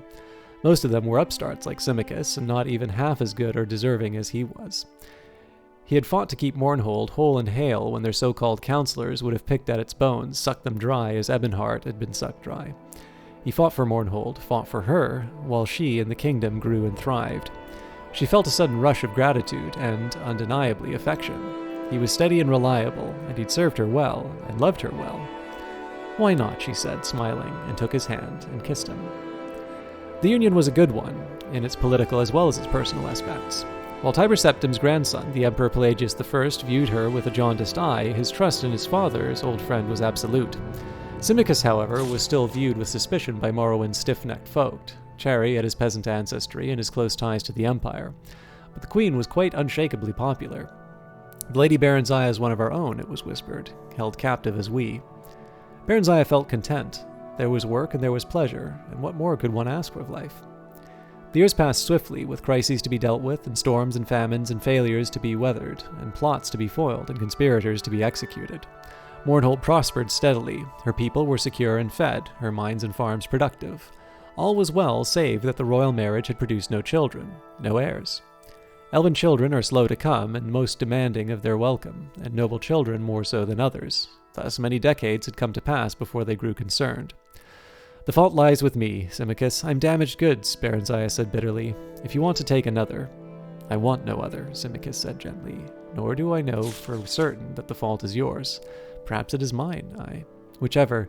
We will seek a cure. If there is damage, surely it may be repaired. How so? When we dare not entrust anyone with the true story. Healers' oaths do not always hold. It won't matter if we change the time and circumstances a bit. Whatever we say or fail to say, Jeffrey the storyteller never rests. The god's inventive mind and quick tongue are ever busy spreading gossip and rumor. Priests and healers and mages came and went, but all their prayers, potions, and philtries produced not even the promise of bloom, let alone a single fruit.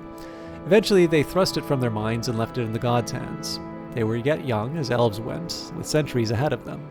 There was time. With elves there always was time. Baronziah sat at dinner in the great hall, pushing food about on a plate, feeling bored and restless. Symmachus was away, having been summoned to the imperial city by Tiber Septim's great-great-grandson, Uriel Septim. Or was it his great-great-great-grandson? She lost count, she realized. Their faces seemed to blur one into the next. Perhaps she should have gone with him, but there had been the delegation from Tyr on a tiresome matter that nevertheless required delicate handling. A bard was singing in an alcove off the hall, but Baronziah wasn't listening. Lately, all the songs seemed the same to her, whether new or old. Then a turn of phrase caught her attention. He was singing of freedom, of adventure, of freeing Morrowind from its chains. How dare he? Baronziah sat up straight and turned to glare at him. Worse, she realized that he was singing of some ancient and now immaterial war with the Skyrim Nords, praising the heroisms of King Edward and Morrowind and their brave companions. The tale was old enough, certainly, yet the song was new, and its meaning, Baronziah couldn't be sure. Bold fellow, this bard, but with a strong, passionate voice and a good ear for music. Rather handsome, too, in a raffish sort of way. He didn't look to be well off exactly, nor was he all that young. Certainly he couldn't be under a century of age. Why hadn't she heard of him before, or at least heard of him? Who is he? She inquired of a lady-in-waiting. The woman shrugged and said, Calls himself the Nightingale, milady. No one seems to know anything about him. Bid him speak with me when he is done. The man called the Nightingale came to her, thanked her for the honor of the Queen's audience and the fat purse she handed him. His manner wasn't bold at all, she decided, rather quiet and unassuming. He was quick enough with gossip about others, but she learned nothing about him. He turned all questions away with a joking riposte or a ribald tale, yet these were recounted so charmingly that it was impossible to take offense. Just 1 second.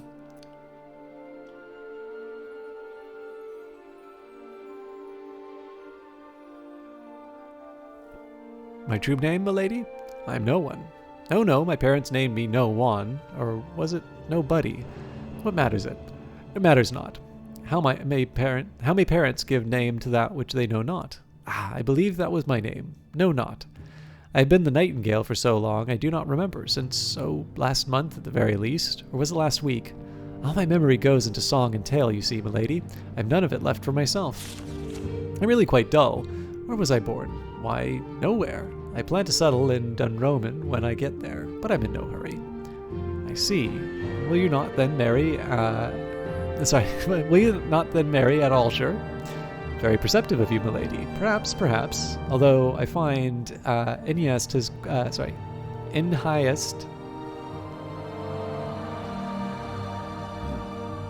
Not sure what that is supposed to be. Inhiest? in highest. Quite charming, too, at whiles. Ah, you are fickle, then. Like the wind, milady. I blow hither and yon, hot and cold, as chance suits. Chance is my suit, not wears well on me. Baron's eye smiled. Stay a while with us, then, if you will, my lord, heretic. As you wish, milady bright. After that brief exchange, Baron's eye found her interest in life somehow rekindled. All that seemed stale became fresh and new again. She greeted each day with zest, looking forward to conversation with Nightingale and the gift of his song. Unlike other bards, he never sang her praises, nor other women's, but only of high adventure and bold deeds. When she asked him about this, he said, What greater praise of your beauty could you ask, milady, than that which your own mirror gives you? And if words you would have, and those of the you have those of the greatest, and of those greater than my callow self, how should I vie with them, I who was born but a week gone by? For once they were speaking privately. The queen, unable to sleep, had summoned him to her chamber, that his music might soothe her. You are lazy and a coward, Sarah, else I hold no charm for you. Milady, to praise you, I must know you. I can never know you. You are wrapped in enigma, in clouds of enchantment.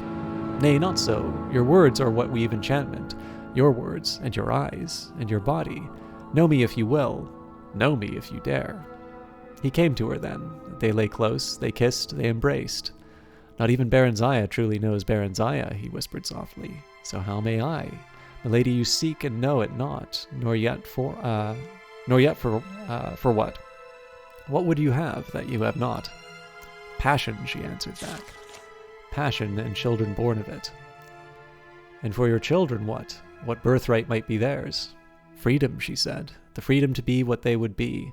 Tell me, you who seems wisest in these eyes and ears, and the soul that knits them, where may I find these things? One lies beside you, the other beneath you, but would you dare stretch out your hand that you might take what could be yours and your children's? Symmachus. In my person lies the answer to the part of what you seek. The other lies hidden below us, and in these your very kingdom's minds, that which will grant us the power to fulfill and achieve our dreams. That which Edward and Morrowind between them used to free High Rock and their spirits from the hateful domination of the Nords. It will be, if it be properly used, milady, none may stand against it, not even the power of the Emperor controls. Freedom, you say? Baronziah, freedom it gives you from the chains that bind you. Think on it, milady. He kissed her again, softly, and withdrew. You're not leaving, she cried out. Her body yearned for him. For now, pleasures of the flesh are nothing beside what we might have together. I would have you think on what I have just said. I don't need to think. What must we do? What preparations must be made? Why, none. The mines may not be entered freely, it is true, but with the queen at my side, who will stand athwart? Once below, I can guide you to where this thing lies and lift it from its resting place. Then the memory of her endless study slid into place. The horn of summoning? She whispered in awe. Is it true? Could it be? How do you know? I've read that it's buried beneath the measureless caves of Daggerfall. Nay, long have I studied this matter. Ere his death, King Edward gave the horn for safekeeping into the hand of his old friend King Morrowind. He in turn secreted it here in Mournhold under the guardianship of the good Effin, whose birthplace, of the god Effin, whose birthplace in Bailiwick this is. Now you know what it has cost me many a long year and weary mile to discover. But the god, what of Effin? Trust me, milady heart, all will be well. Laughing softly, he blew her a last kiss and was gone. On the morrow they passed the guards at the great portals that led into the mines and further below. Under the pretense of her customary tour of inspection, Baronziah, unattended but for Nightingale, ventured into the cavern after subterranean cavern. Eventually, they reached what looked like a forgotten sealed doorway, and upon entering, found that it led to an ancient part of the workings, long abandoned. The going was treacherous, for some of the old shafts had collapsed, and they had to clear a passage through the rubble or find a way around the more impassable piles. Vicious rats and huge spiders scurried here and there, sometimes even attacking them, but they proved no match for Baronziah's firebolt spells or Nightingale's quick dagger. We've been gone too long, Baronziah said at length. They'll be looking for us. What will I tell them? Whatever you please, the Nightingale laughed. You are the queen, aren't you? The Lord Symmachus. That peasant obeys whoever holds power. Always has, always will. We shall hold the power, milady love. His lips were sweetest wine, his touch both fire and ice. Now, she said, take me now, I'm ready. Her body seemed to hum, every nerve and muscle taut. Not yet, Not here. Not like this. He waved around, indicating the age-dusty debris and grim walls of rock. Just a little while longer. Reluctantly, Baronzaya nodded her assent. They resumed walking. Here, he said at last, pausing before the blank barrier. Here it lies. He scratched a rune in the dust, his other hand weaving a spell as he did so. The wall dissolved. It revealed an entrance to some ancient shrine. In the midst stood a statue of a god, hammer in hand, poised above an adamantium anvil. By my blood, Effin, the nightingale cried. By my blood, Effin, the nightingale cried. I bid thee waken. Morroland's heir of Ebonheart am I, last of the royal line, sharer of thy blood. At Morrowind's last need, with all of the elvendom in dread peril of their selves and souls, release to me the garden which thou guardest. Guerdon which thou guardest. Now I do bid thee strike. At his final words, the statue glowed and quickened, and blank stone eyes shone a bright red. The massive head nodded, the hammer smote the anvil, and it split asunder with a thunderous crash, the stone god itself crumbling. Baronzaya clapped her hands over her ears and crouched down, shaking terribly and moaning out loud. The nightingale strode forward and boldly and clasped the thing that lay among the ruins with a roar of ecstasy. He lifted it high. Someone's coming, Baronzaya cried in alarm, and noticed for the first time what it was he was holding aloft. Wait, that's not the horn, it's a staff. Indeed, milady, you see truly at last, the nightingale laughed aloud.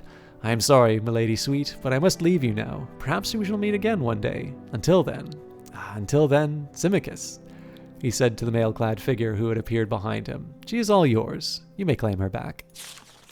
No! Baronzaya screamed. She sprang up and ran towards him, but he was gone, winked out of existence, just as Simicus' claymore drawn reached him. His blade cleaved a single stroke through the empty air. Then he stood still, as if taking the stone god's place. Baronzaya said nothing, heard nothing, saw nothing, felt nothing.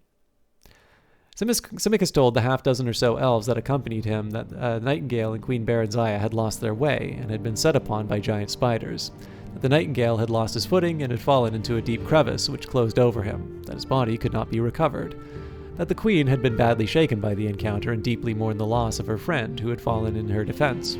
Such was Simicus' presence and power of command that the slack-jawed knights, none of whom had caught more than a glimpse of what happened, were convinced that it was exactly as he said.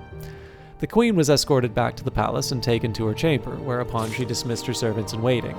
She sat still before her mirror for a long time, stunned, too distraught even to weep. Simicus stood watching over her. Do you have any idea at all of what you have just done? He said finally, flatly, coldly. You should have told me, Baronzaya whispered. The Staff of Chaos. I never dreamed it lay here, he said. A mewling escaped her lips, and she doubled over in despair. Oh, what have I done? What have I done? What happens now? What's to become of me? Of us? Did you love him? Yes. Oh, my Simicus, the gods have mercy on me, but I did love him. But now, I don't know. I'm not sure. Simicus' hard-lined face softened slightly, and his eyes glittered with new light, and he sighed. Aye, that's something then. You'll become a mother yet, if it's within my power. As for the rest, Baronzaya, my dearest Baronzaya, I expect you to have loosed a storm upon the land. It'll be a while yet in the brewing, but when it comes, we'll weather it together, as we always have. He came over to her then, and stripped her of her clothing, and carried her to the bed. Out of grief and longing, her enfeebled body responded to his brawny one, as it had never had before, pouring forth all that the nightingale had wakened to life in her, and in so doing calming the restless ghosts of all that he had destroyed. She was empty and emptied, and then she was filled, for a child was planted and grew within her. As her son flourished in the womb, so did her feeling towards patient, faithful, devoted Simicus, which had long been rooted in long friendship and unbroken affection, and which now at last ripened into the fullness of true love. 8 years later, they were again blessed, this time with a daughter. Directly after Nightingale's theft of the Staff of Chaos, Simicus had sent urgent secret communiques to Uriel Septim. He had not gone himself, as he normally would have, choosing instead to stay with Baronzaya during her fertile period to father a son upon her. For this, and for the theft, he suffered Uriel Septim's temporary disfavor and unjust suspicion. Spies were sent in search of the thief, but the Nightingale seemed to have vanished whence he had come, wherever that was. Dark elf in part, perhaps, said Barenzion, but part human too, I think, in disguise. Else would I have not come so quickly to fertility. Part dark elf for sure, and of ancient Rathim lineage at that, else he would not have been able to free the staff, Simicus reasoned. He turned to peer at her fixedly. I don't think he would have lain with you. As an elf, he did not dare, for then he would not have been able to part from you. He smiled. And then he turned serious once more. Aye, he knew the staff lay there, not the horn, and that he must teleport to safety. The staff is not a weapon that would have seen him clear, unlike the horn. Praise the gods, at least he does not have that. It seems all was as he expected. But how did he know? I placed the staff there myself, with the aid of a ragtail and of the Rathim clan, who now sits in Castle Ebonheart as a reward. Tiber Septim claimed the horn, but left the staff for safekeeping. Aye, now the Nightingale can use the staff to sow seeds of strife and dissension, wherever he goes, if he wishes, yet that alone will not gain him power. That lies with the horn and the ability to use it. I'm not so sure that it's power Nightingale seeks, Barenzion said. All seek power, Simicus said, each in our own way. Not I, she answered. I, my lord, have found that for which I've sought.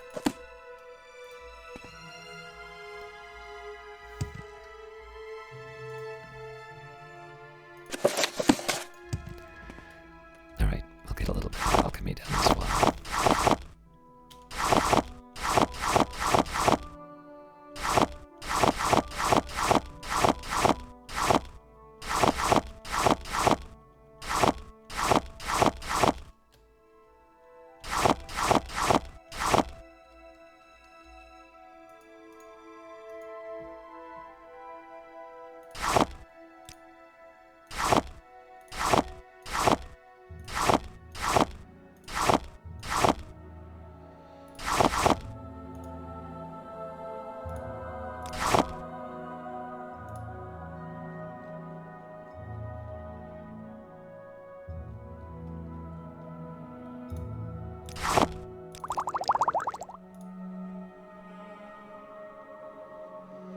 So restore magic is always the top priority for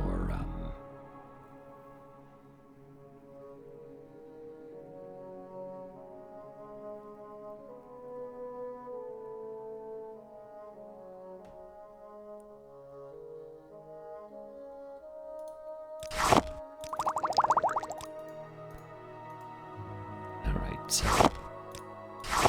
and then the other thing that gets special attention is the stone flower because of fortified personality.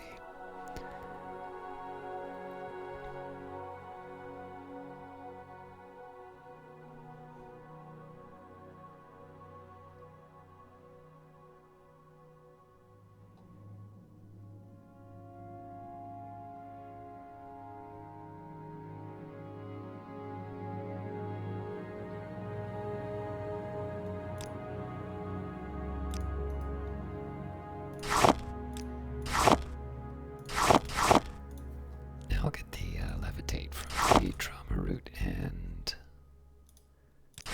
razor bloom. Let's see if we could do drain willpower as well.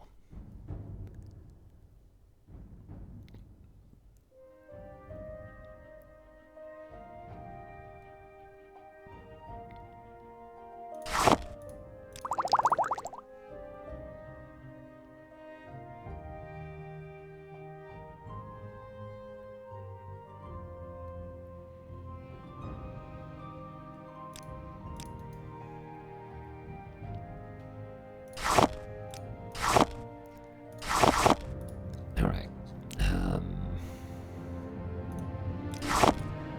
Do whatever, actually, you know what?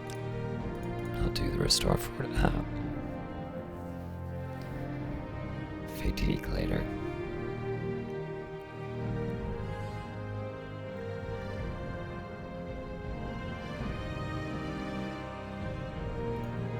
I think I'm also going to keep the vampire dust.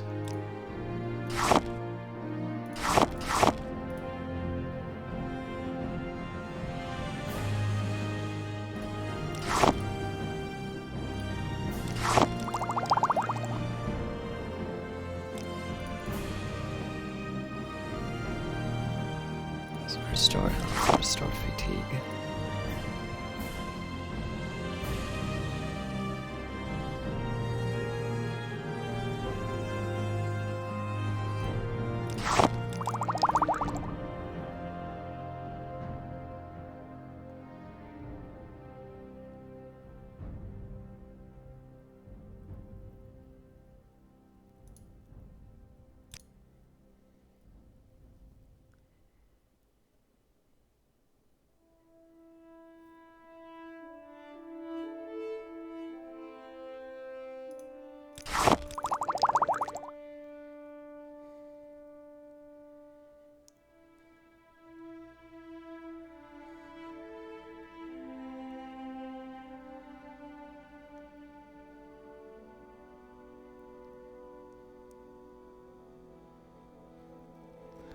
Right now, before I do a couple of these others, I want to see if I can do paralyze.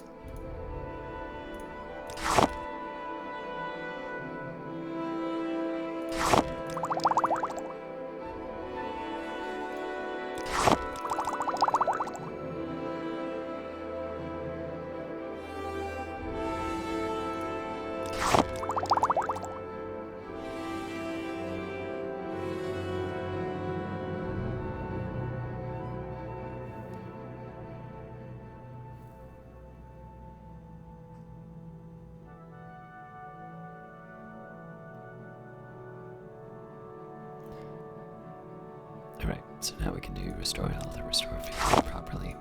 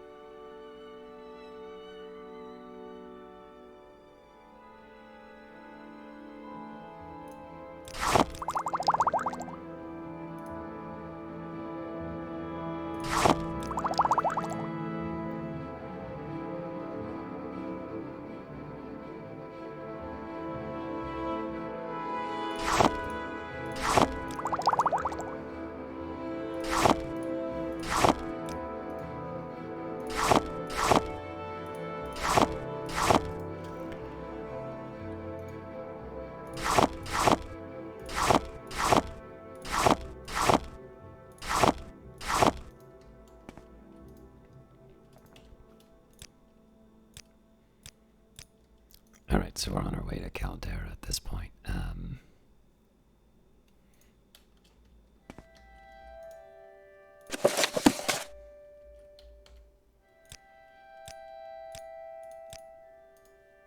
Be necessary to find more to sell, but we'll take this one step at a time.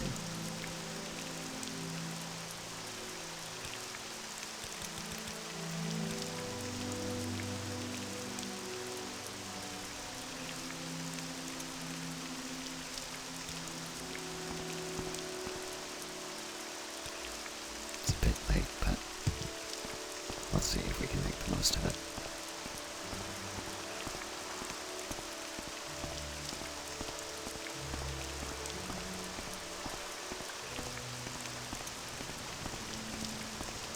Yes, Southend. What do you want? Please join me. I feel as though I've just awakened from a dream, a terrible dream of the sixth house.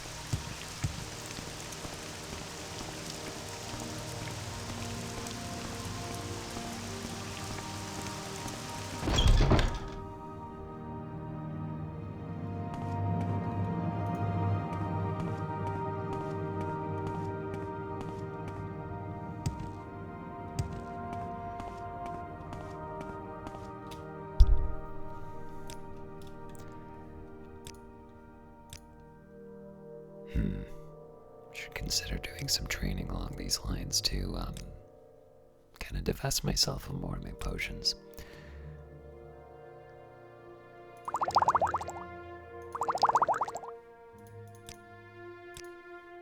Worth a try.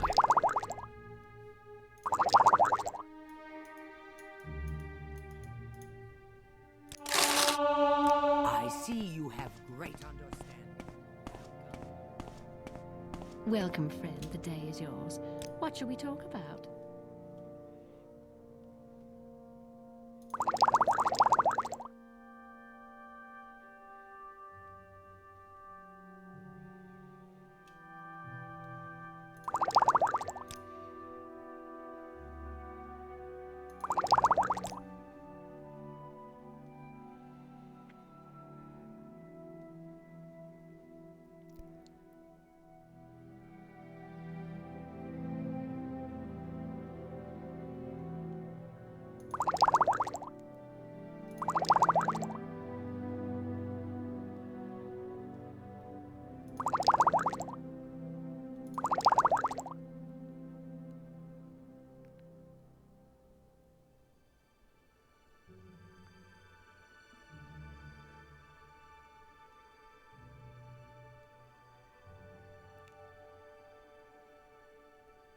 If I have to, I'll sell the restore fatigue, but we'll see. There should be more for us to sell. Warmly greeted, friend. Welcome. Clearly he was wrong. Yet I don't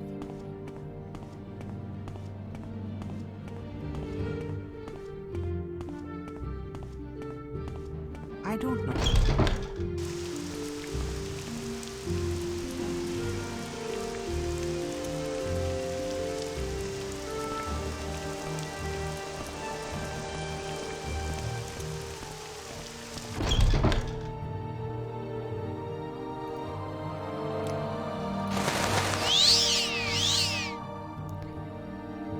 Alright. Gonna have to be a little more strict on what I sell, I think.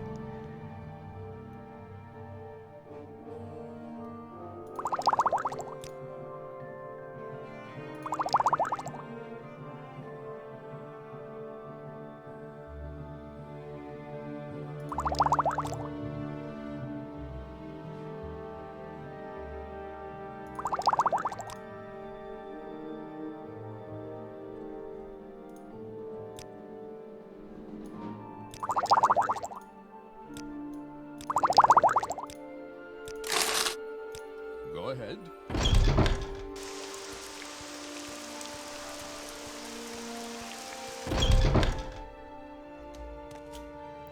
Good to see you again, Caius. Please, whenever you're in Balmora, feel free to stop by. Now what can I do for you?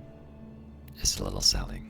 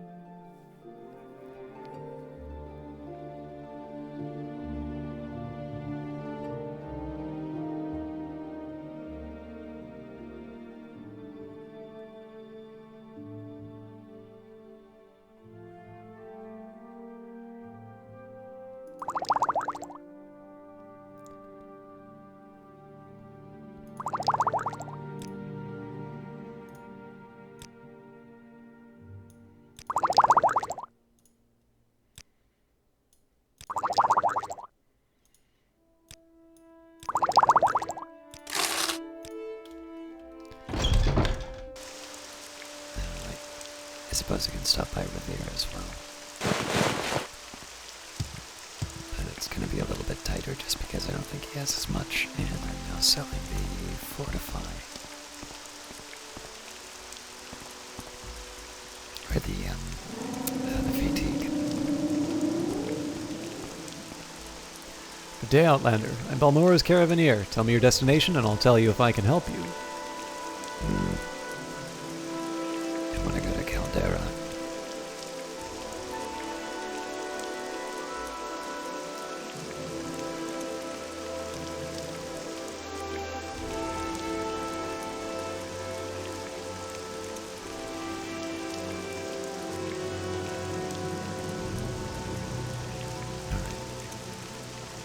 Why walk when you can ride?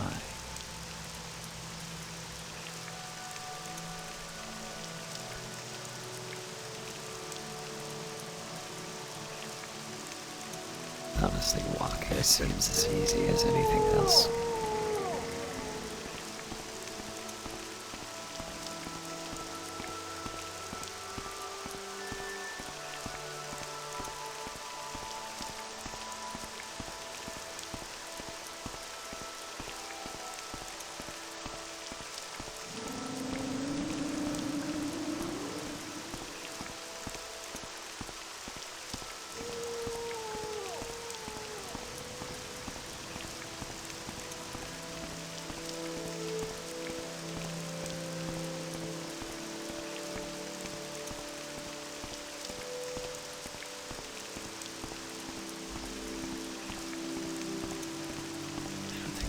this person before.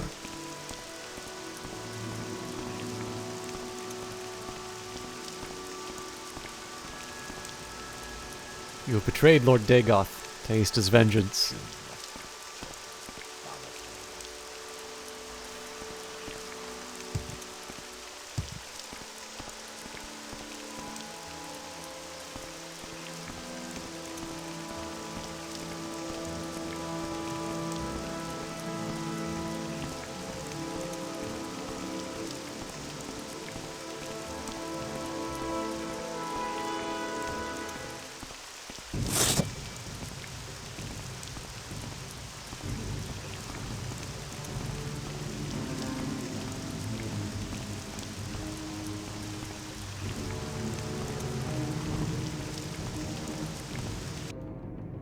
Ah.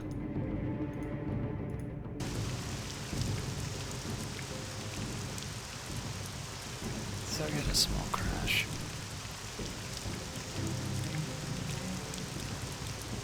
Gotta run ahead a little bit, and then we can restore the save.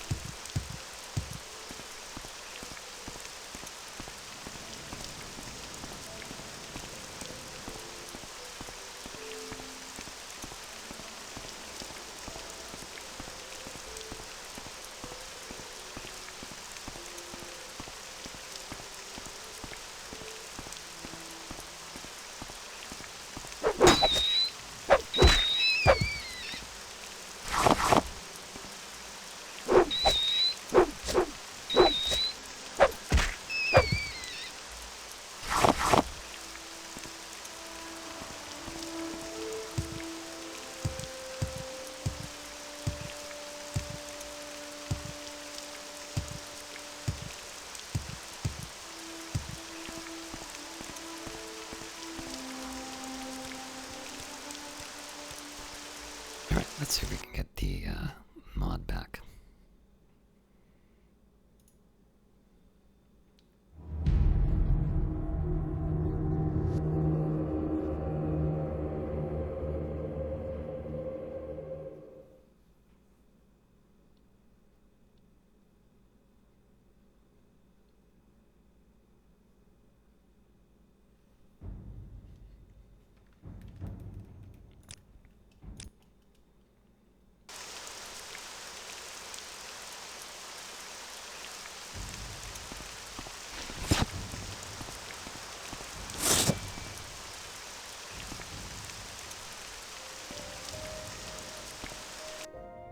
Oh, come on.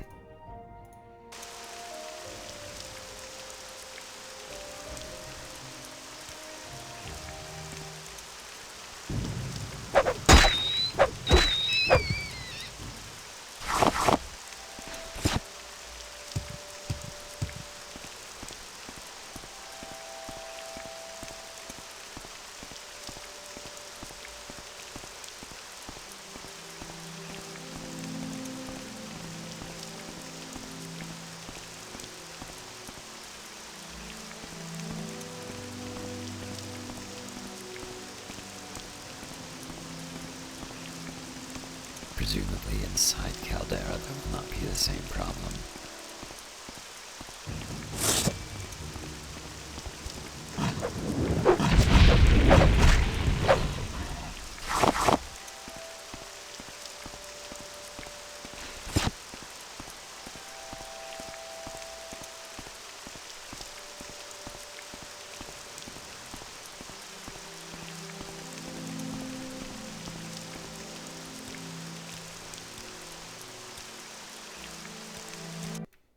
Let's try that again.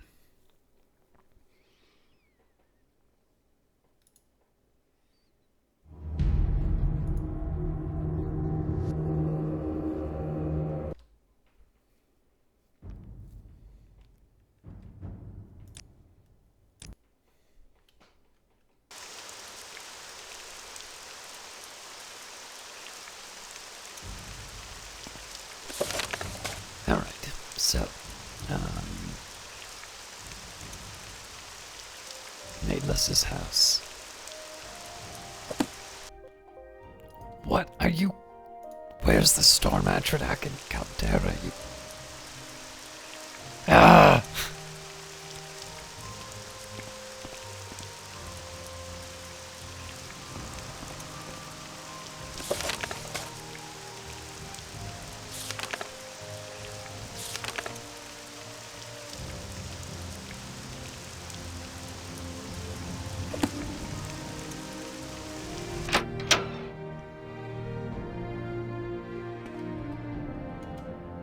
Good day, I'm Shank, publican of Shank's Shovel here in Caldera. We rent beds, and I have a limited selection of goods for barter. If you're new here, I can also tell you where you can look for other services, or for a specific place nearby.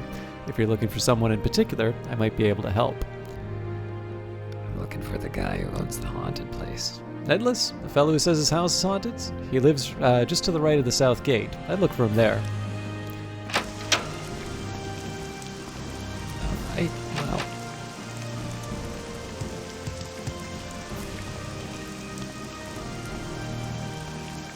Hello. I don't know if I can help you, but I'll try. Yes, I'm the one with the haunted house. The Imperial cult said they'd send someone to take care of the ghost. I suspect it has to do with the trap door. The landlord told me not to fool with it, but he didn't say why, although now I can guess. The landlord gave me a key. Here, please, let me know when the ghost's gone. I haven't had a good night's sleep in weeks. Alright, I'm gonna try resetting when I get inside the house.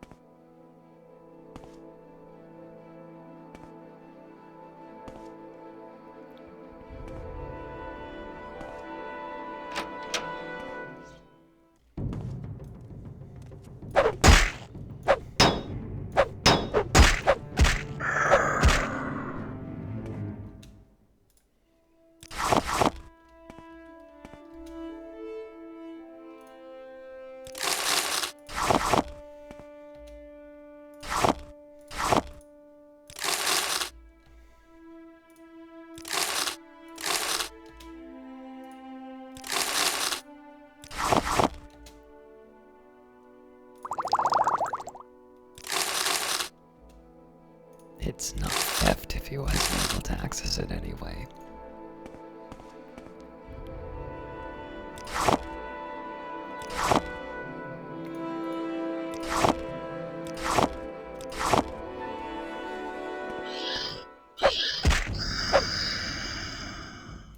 Well, that was easy.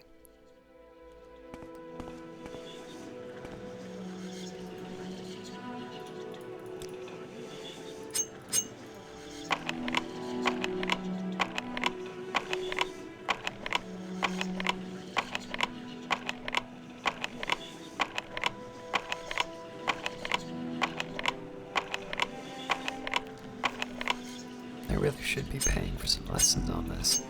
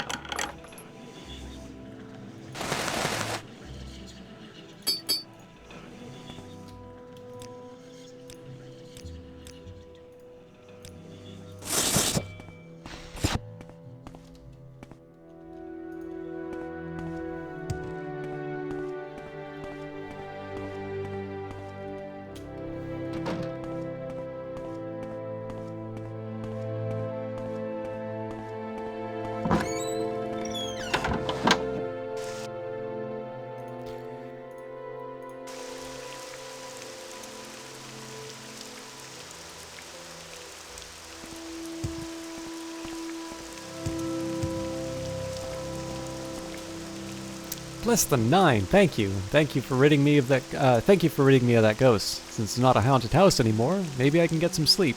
And don't worry about the trapdoor. I'll just leave it alone. Completely alone. My thanks to you, and to the Imperial cult. How can I help? I'll do what I can. Alright, what else were we supposed to do in here?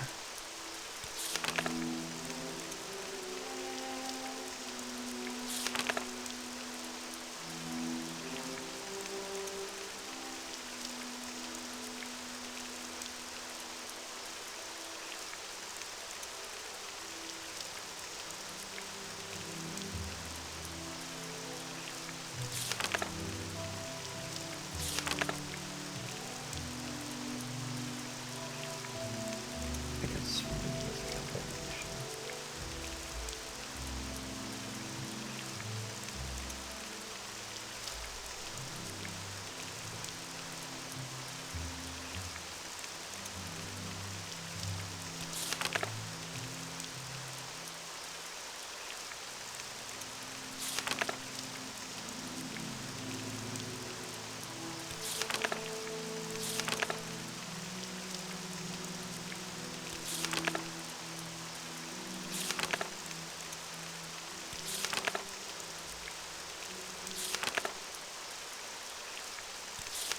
Oh, that's right. Withdrawal, Halby. Speak freely, friend.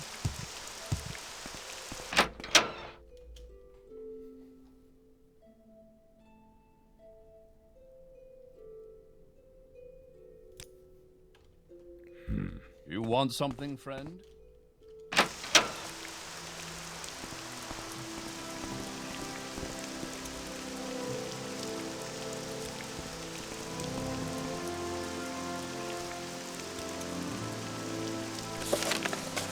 Whether I can find this guy.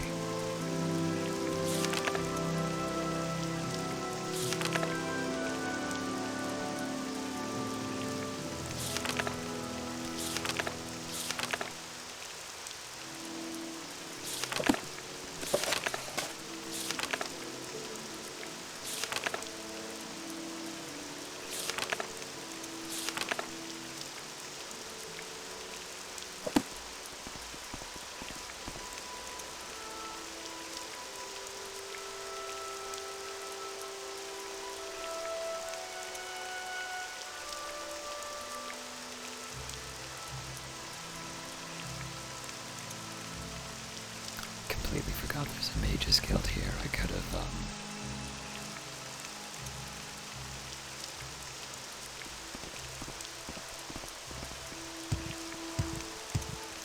teleported. Hello?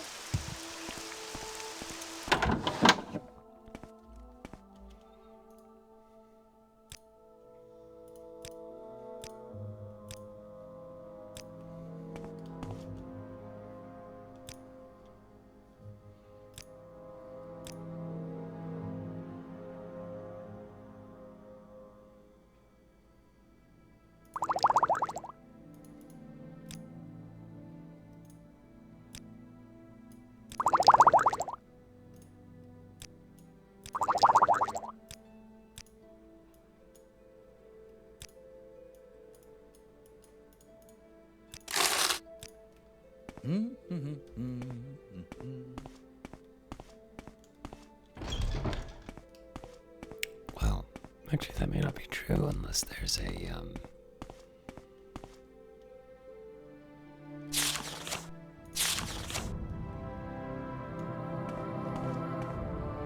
there may not be a guild guide in this, now that I think of it.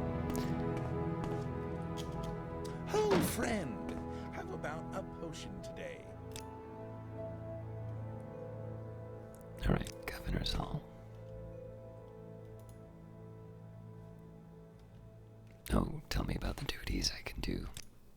Meet our requirements, guys, but you've not yet completed the duties expected of a master wizard.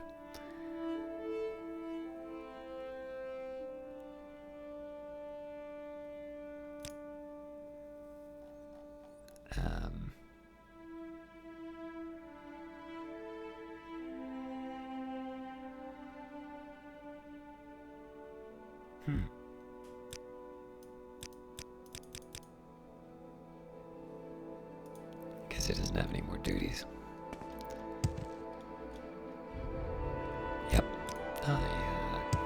Could have used a kill guide. I will know that for next time.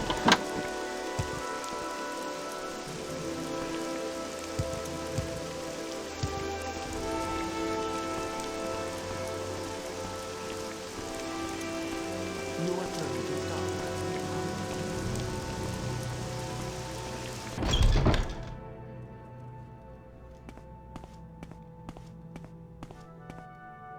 I'm all yours. Please, go ahead. I'm Cunius Pelelius, principal charter holder of the Caldera Mining Company. I cannot imagine why someone like you should think you have business with me, but I will listen if you can be brief and polite. I'm really just looking for someone else.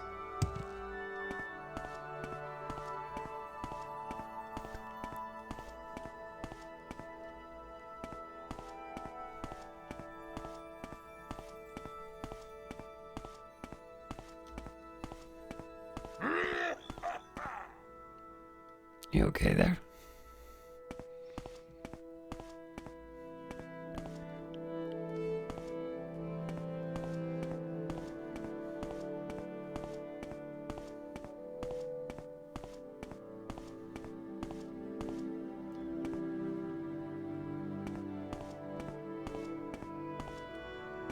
Probably nothing.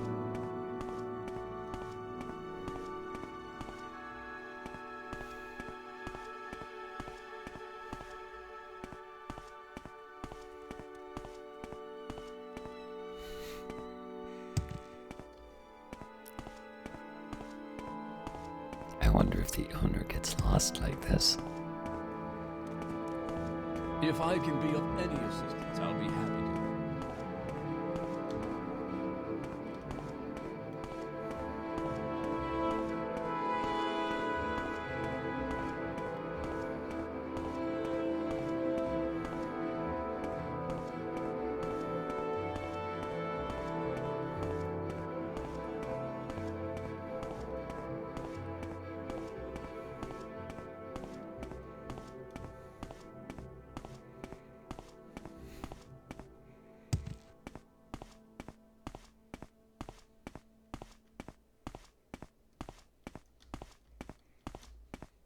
I'll make sure it is properly both sides that are, yep, alright.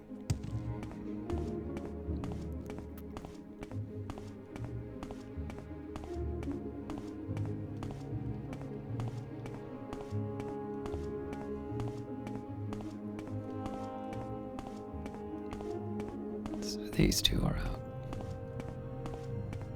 Yes. I think this one just winds up going to storage. No, maybe not. My name is Ordal Helvey. I keep the mines running and make sure business goes smoothly.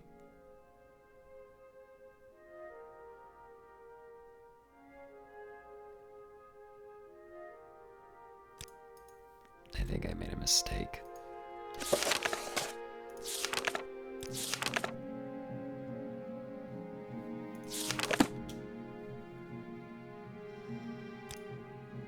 I need a courier to deliver a package of sealed orders. Ah, Take these sealed orders to the Hlaalu treasury in Vivek. Deliver them to Tanisi Laderi, the assistant clerk. Whatever you do, do not deliver them to the head of the treasury, Baron Aelin, or to anyone else.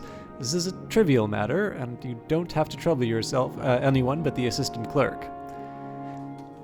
Walk with virtue, Outlander. I don't really believe him, but hey, it's Hlaalu. What am I gonna do, right?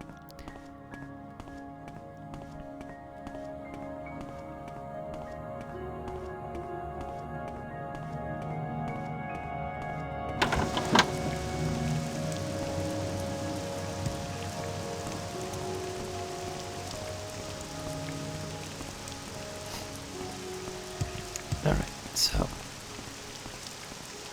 I'll take advantage of the guild guide to get back.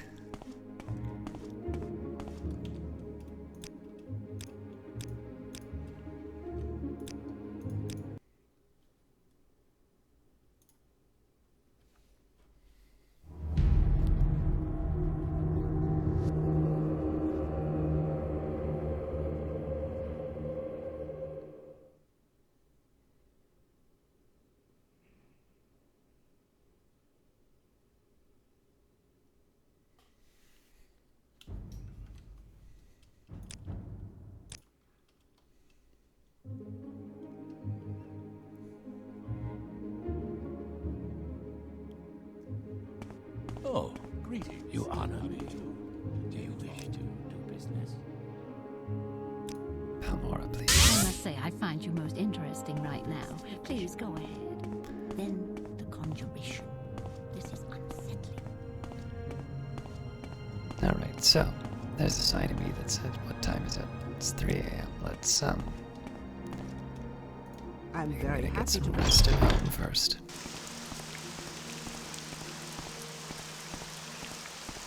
Had enough walking in the rain for one night.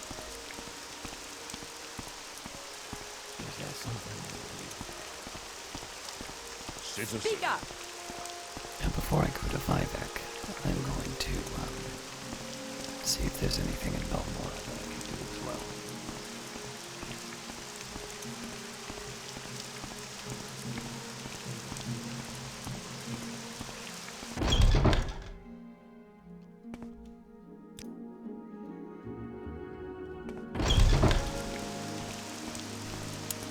More rain.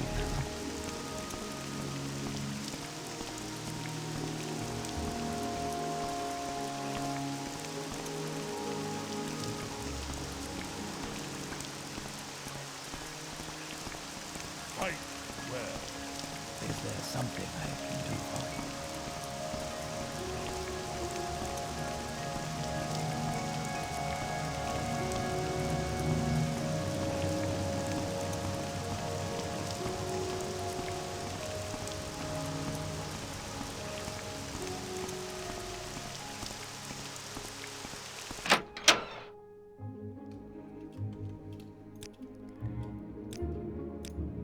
So I'll see if there's some more work that I can get. First of all, I wonder if I can advance. Should speak with your sponsor, Crassius Curio. Well, what about business? Need someone to deliver new orders to Byvale Tenerin. Byvale Tenerin is a wealthy clothing merchant in Aldaroon. She keeps an eye out for us in Aldaroon. Her shop is under Scar, the crab shell in Aldaroon. Take this scroll to her. Yes, you need to deliver the scroll to Byvale Tenerin. What about training?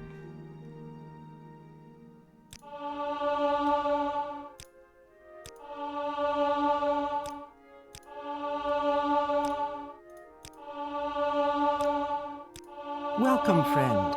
Are you the one I've heard talk about?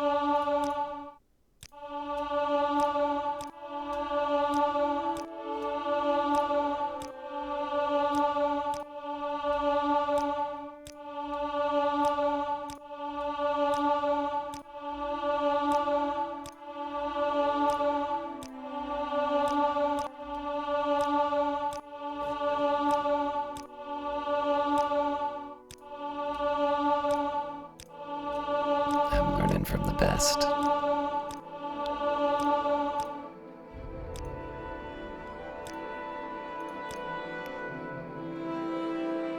I wonder if she buys anything I have.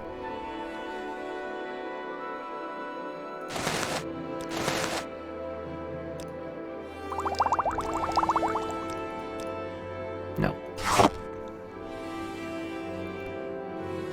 Alright, what's my light armor at, out of curiosity? Because it might be an idea to get that up as well.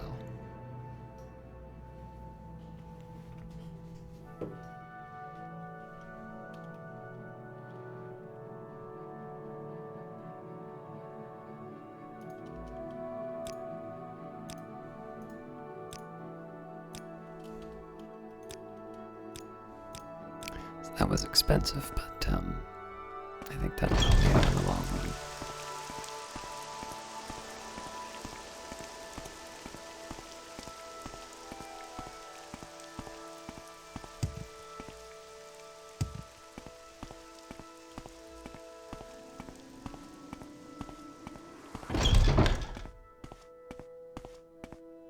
I'm heading to Alderun first, and then I'll take care of the Vivac orders.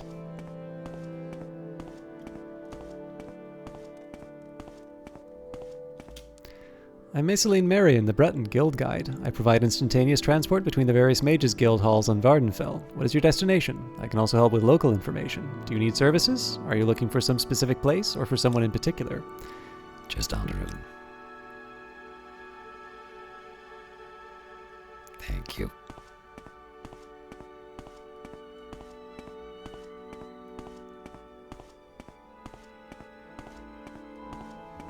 How about sharing? I'm listening.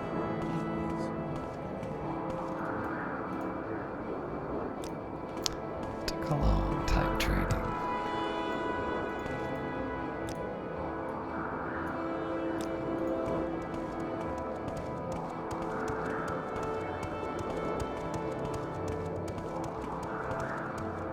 So I'm always happy to cause a little bit of trouble in Redoran territory if I can. Let's see how high priority to get these orders in.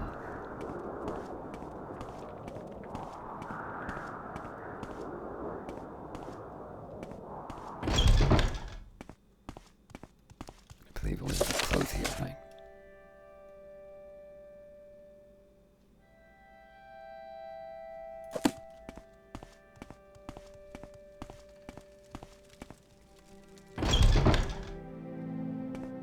I remember you. What do you want? Did Nilena Dorvian send you? Is that scroll for me? It is. Are you going to give me the scroll or not? I am. Yes, as I expected. Tell Nilena Dorvian that I received the scroll and understood the message. Why not take this outfit as a present for my efficient courier? Thank you. Impressive. These clothes suit you well. Don't suppose you buy. You are not going to buy the thing I really want you to.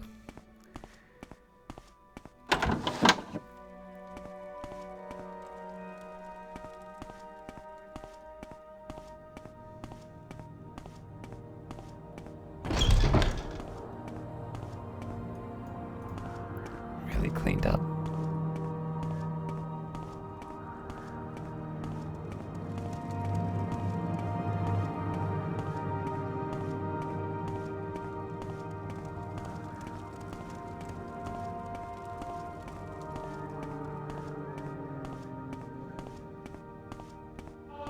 It's gonna take me a while to get the thing you want. How about sharing the wealth? I'm promised to show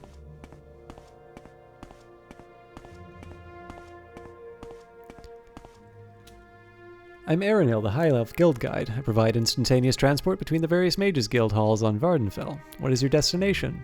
Palmora, please.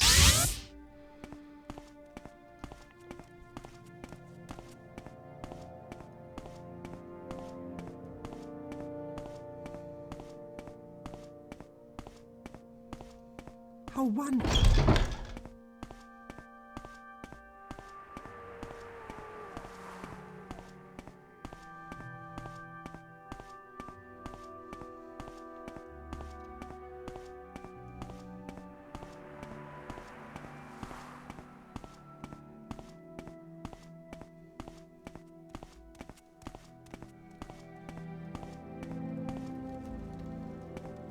Should probably pay attention to where I'm going. Did you deliver the orders for By Volternan? Good work, Caius. Take these 500 drakes with my gratitude. Thank you. Any other business? House Hlaalu was murdered recently. I would ask you to retaliate against this crime, but perhaps you found House Hlaalu's murderer already. I believe that Thadlin Velis was the murderer. If so, you've already taken care of this matter. My thanks from House Hlaalu. Any other business? Business as usual, except for the ebony trade. Oh? The East Empire Company threatened to buy ebony from House Redoran unless we lowered prices. Either convince Cancacton Pontius and Ebonheart to buy ebony from us, or kill Darns Thedlin, the head of mining operations in Sundenet Mine.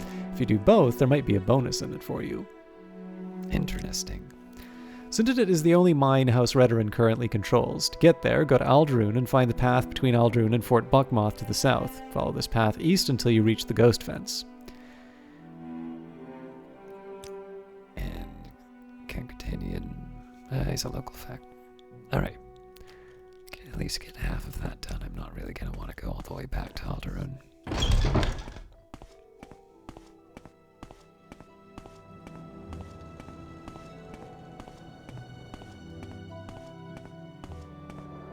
Well, you know what? Murder is not really my thing. Maybe I'll just do half the job.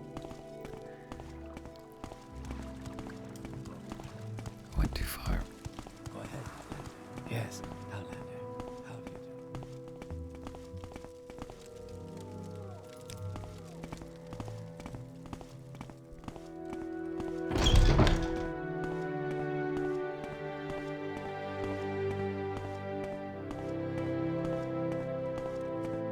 You're in good company, friend. Welcome. Let's go to Vivek, please.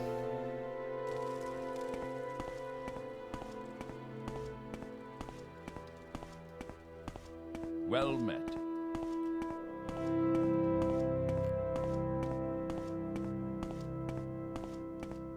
Welcome.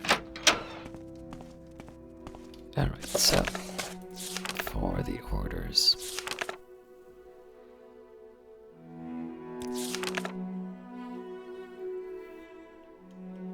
Hlaalu vaults.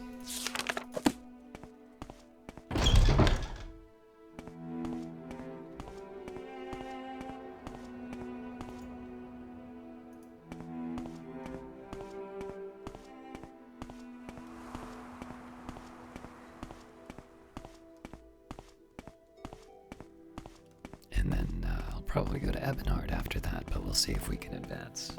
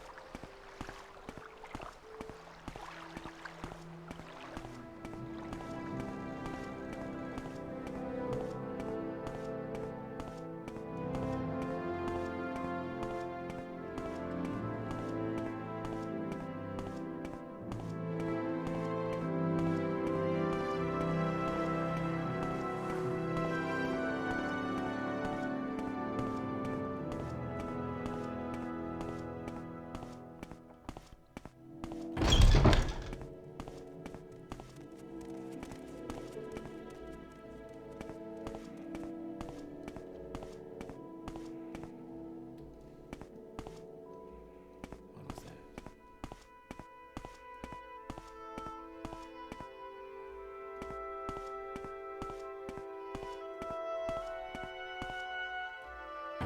What do you want of me, Outlander? Alright, we're specifically looking for... There's someone watching me. I can tell.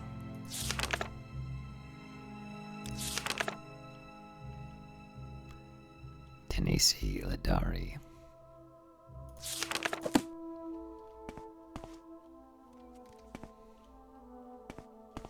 Assuming these even count as the vaults.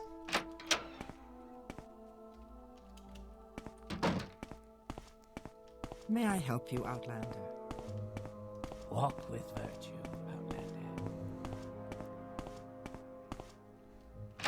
I am never too busy for a good talk.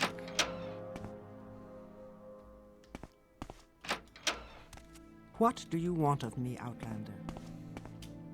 Have you done any more business with Ordell Helvey? If he asks you to do something suspicious, keep me informed, and I will reward you, Pudding. So we asked you to deliver these orders to Tenency Laundry instead of Baron Allen at the Treasury Clerk. This is interesting. Give me the orders instead, Pudding. I'll take care of everything. Here they are. Good, good. Now we have some proof of Ordell's corruption, but it takes time for the wheels of the law to turn. I'll make sure that these orders are edited, sealed, and delivered to Tensi Laderi. For being a sweetie and keeping me informed, why not take this gift of 500 drakes? Buy yourself something pretty for Uncle Crassius. I'm afraid to ask, but how about advancement? You're an ideal candidate, Dumpling, with the skills we Hlaalu look for, but you just haven't done enough favors for me and the others in House Hlaalu. Alright, what's next? Speak with Ordell Helvey in Caldera. Turn your charms on him, sweetie, and talk about business. If you feel his request is questionable, speak with me for further directions. Keep Uncle Crassus well informed, and I'll reward you. Well, now that I know that there's a direct line, it actually wouldn't be that hard to go back.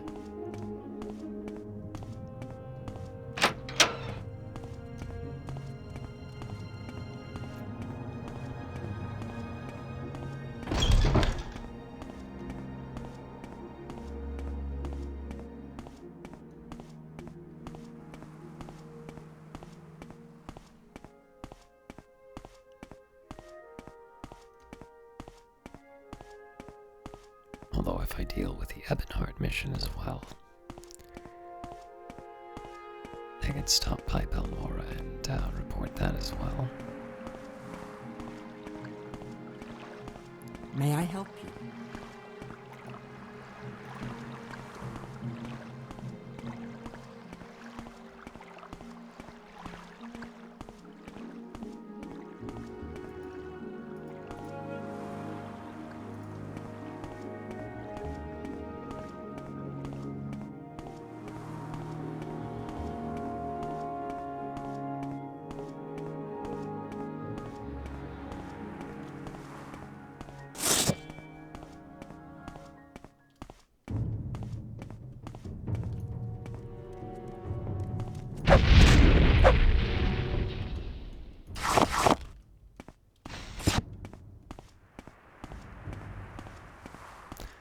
So I think I will, I'll take care of the business in Ebonheart, and then we'll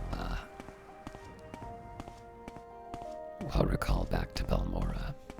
I'll get the fast travel to Caldera.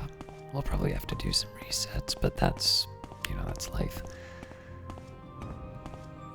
Then we can fast travel back to Vivek, and then we can properly get things underway with the Lost Prophecies.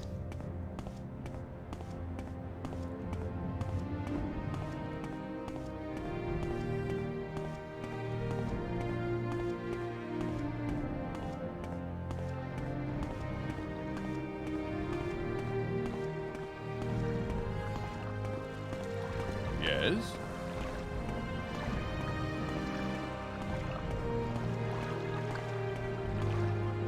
Stay as long as you like. Privileged to talk with you. The mining representative was in the area.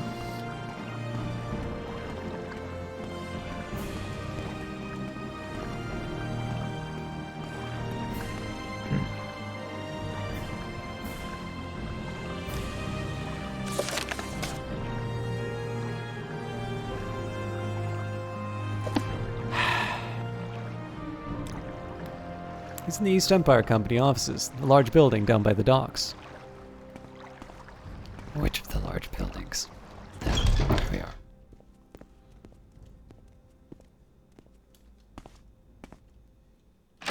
Its scent is unfamiliar.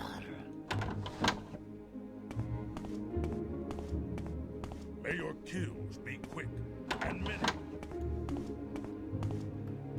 Yes, Dunmer?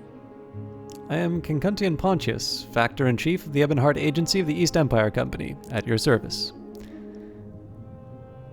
Hang on, I just gotta change out of these boots. Well, if you think you can make me a better offer.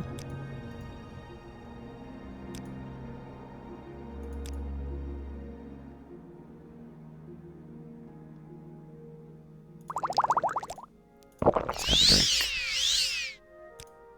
Okay, you convince me. Go back and tell House Hlaalu that I will sign a contract for another year.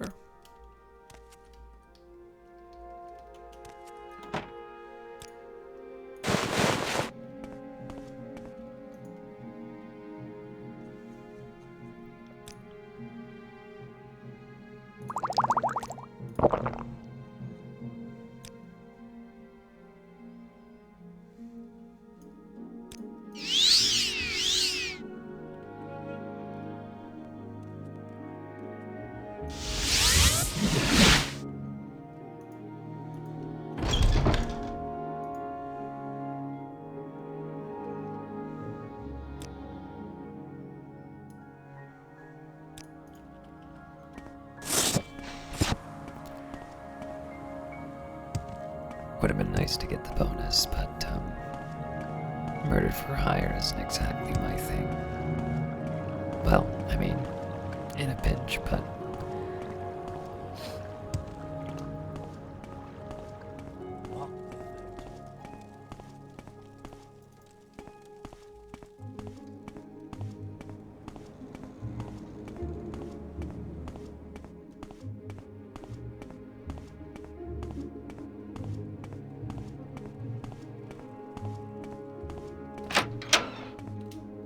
Is the ebony trade doing better now? Yes, I heard that you convinced Pontius. Good work, Caius. Please take these 1,000 drakes as a gift from House Hlaalu. any more business? I have no more business for you. Why not speak with Crassius Curio or Adranio Arethi? They both live in the Hlaalu canton in Vivek. Curio Manor is in the plaza, and Endrino lives in the wasteworks. Ah, well, I should be getting some more tasks from them then.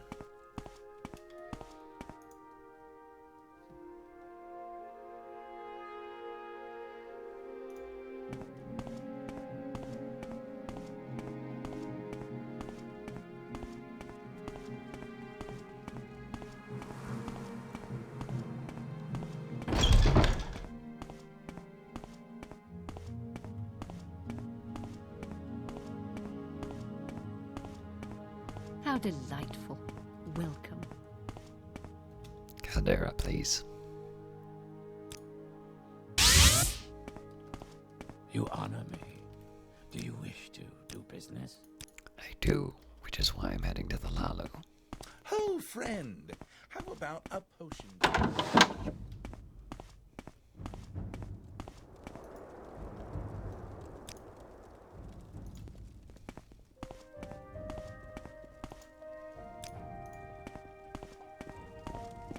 Keep moving.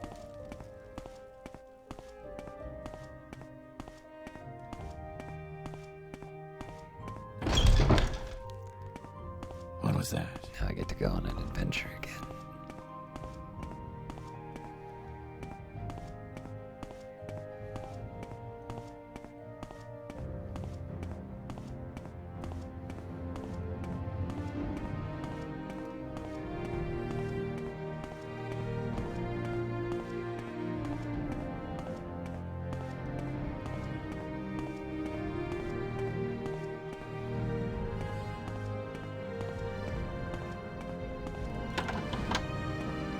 How do Please you join do? me. Did you deliver the sealed orders like I asked? You delivered the orders? Good. I have more business to discuss with you. Important documents are missing from the offices here in Caldera. I need to catch whoever stole the Caldera mining contracts. Someone stole some of our mining contracts, which were written on a scroll. There have been too many thefts recently for it to be an outsider. I believe someone in town is the thief. Find the thief and return the mining contracts to me. That's not going to be easy.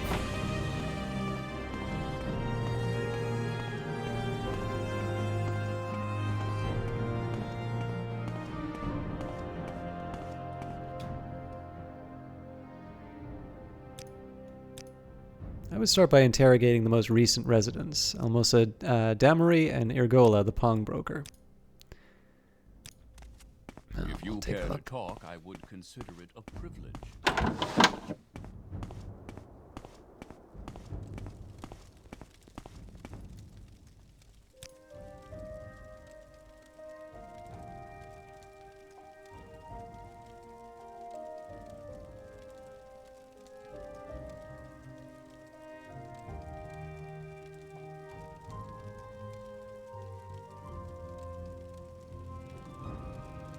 I missing something?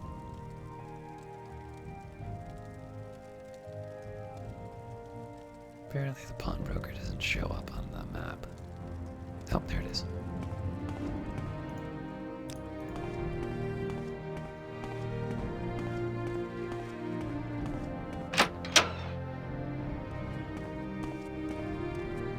Hi.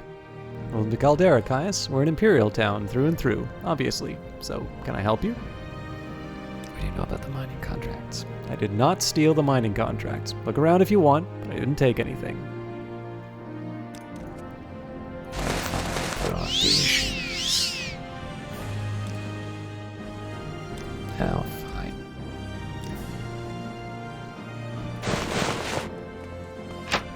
I'll deal with this later when I have the time. There's someone watching me.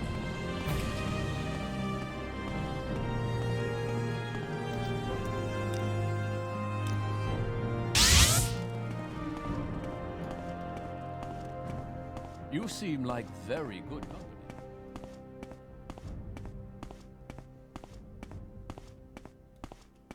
Welcome, friend.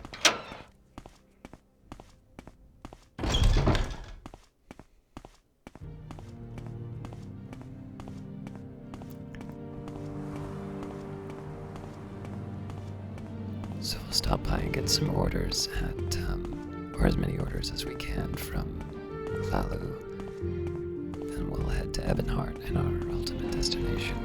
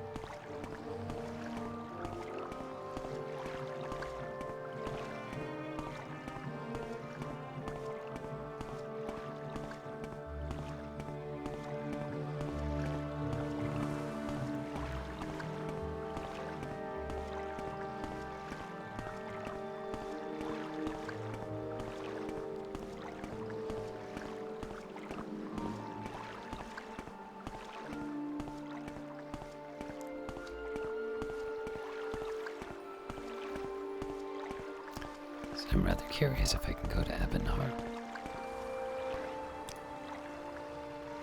No. Is there something I can do?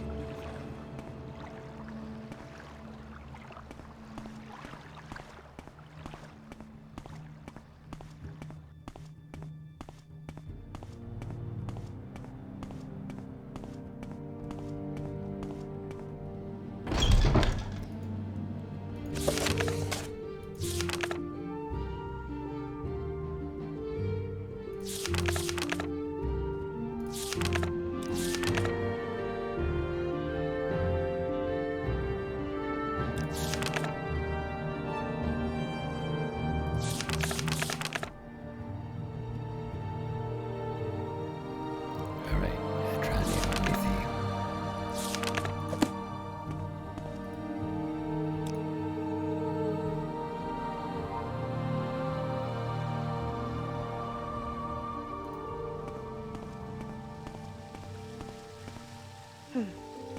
Probably nothing.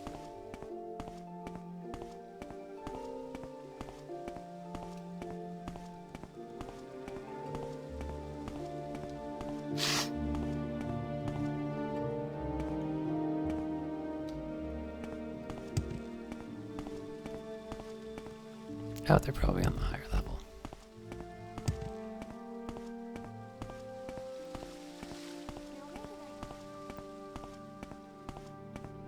Please, go ahead, Outlander. I'm listening. No, Caius, I don't believe we've met. My name is Adreno Arithi. I don't have any official title, but I handle House Hlaalu's business here in Vivek. About that. Yes, of course. I need a courier to deliver this sealed report. Take the sealed report to Baron Aelin, the clerk of the Hlaalu Treasury here in Vivek. Seems easy enough.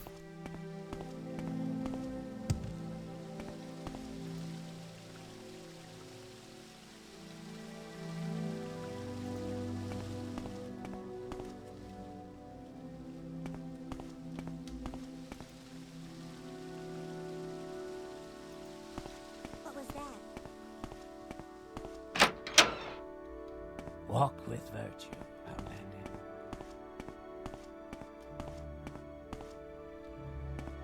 Walk with virtue, Outlander.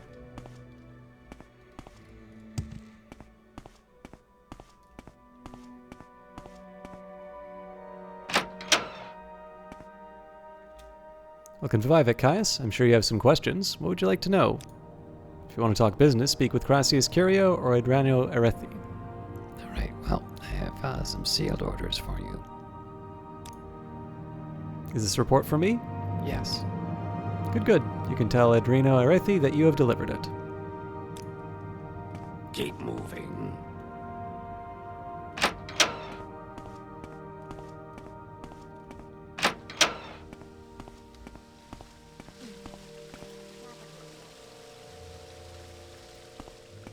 Yes, Outlander.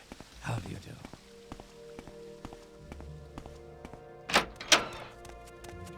Mission accomplished. I'm glad you're able to get that report to Baron Aelin here on time. Take 50 drakes for your trouble. Any more business? Need someone to collect a debt from Meridius Flaeus. Meridius Flaeus owes House Hlaalu, House Hlaalu noble over 800 drakes and gambling debts.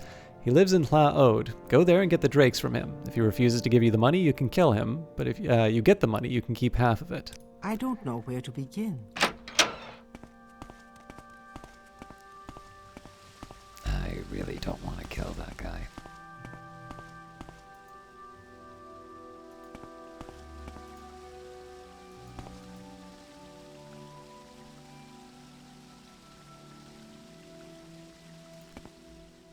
Just trying to see if there was a way upstairs.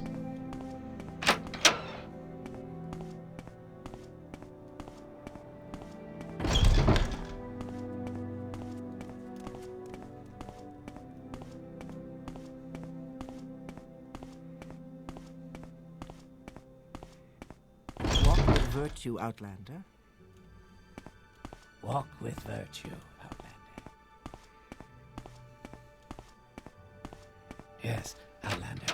How do you do?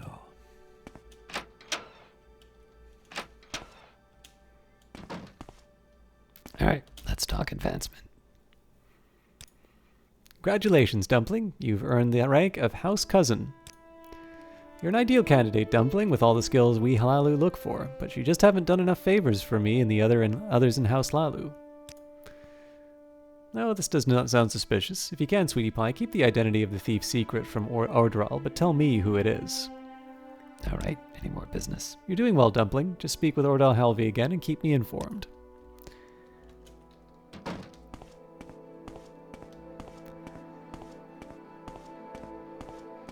I see this land. So there's more that I can do in Caldera, but I think at this point Yes, I'm going to focus on going to Ebonheart and pursuing the lost prophecies.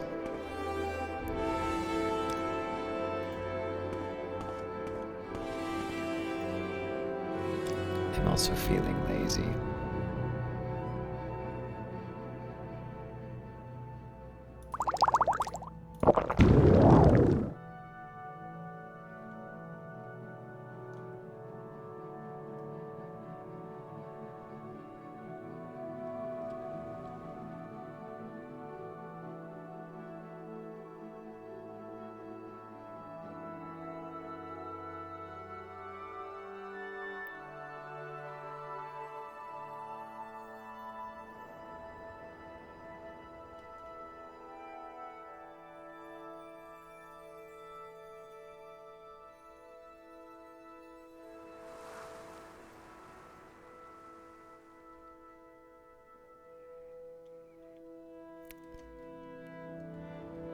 My hope, of course, is to make it to the Hlaalu docks, not the Ebonheart docks.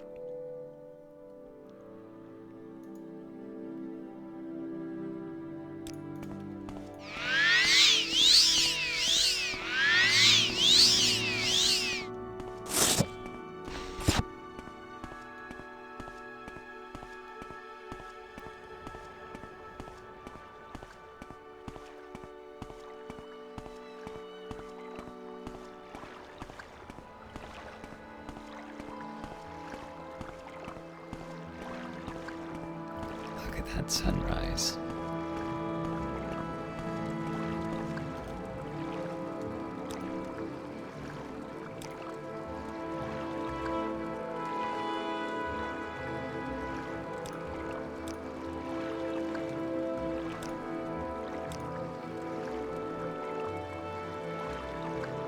Am I missing something here?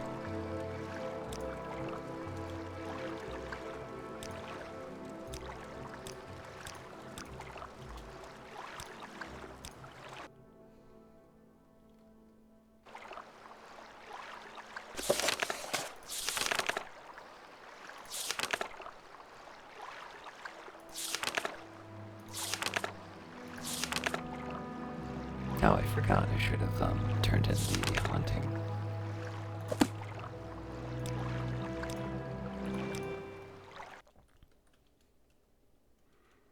Good evening. Yes?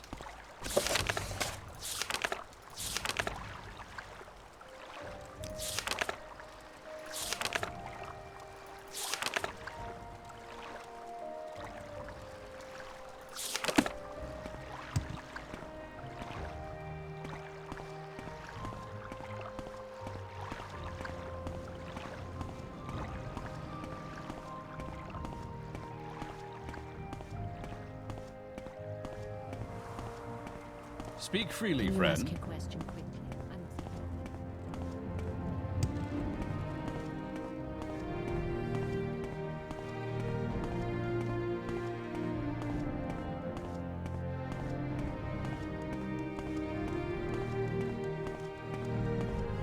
Yes?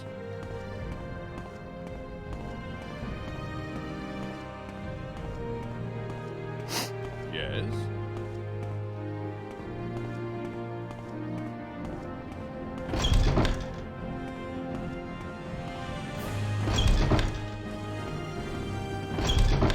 You're a lot more refined than most tourists. Have you I've taken met. care of that haunted I house like for that. Nedless and Caldera yet? Yes, I have. So you've taken care of that haunted house problem for Nedlass. Very good. I hope the 200 gold I gave you covered your expenses. And here's something else for you. When I have a choice, I like to go around trouble rather than into trouble. And these scrolls come in handy for that. When you're ready for another Shrine Sergeant mission, speak to me again. Let's talk advancement first. Congratulations, Kai. You've been promoted to Initiate. Any further advancement? Oh. You've shown yourself a loyal and diligent member of the Imperial cult. As a token of appreciation, here's a little gift that may make your labors a bit easier. And remember, check your advancement in our ranks regularly.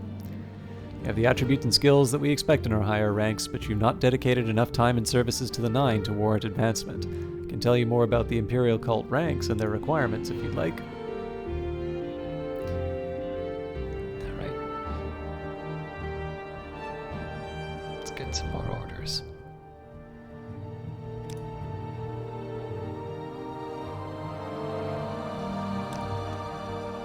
Not long ago, we drove a coven of witches from the old Daedric ruins in Ashalmawia. However, one witch escaped, a dark elf named Thalusa Dral. But just recently, egg miners from nearby Asha-I egg mine have complained that the mine is cursed. Perhaps Thalusa Dral has taken refuge there. Go to the Asha-I egg mine near the village of Kul. If you find the witch Thrasa Drell, kill her. When you are sure the wicked creature is dead, return and report to me. Here's some gold for expenses.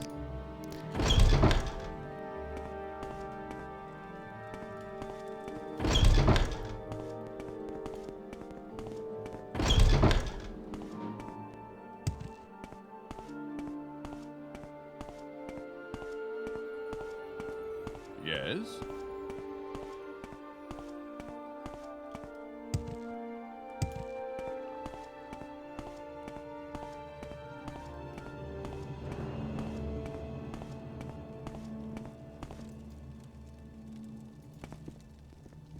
All right. I'm listening.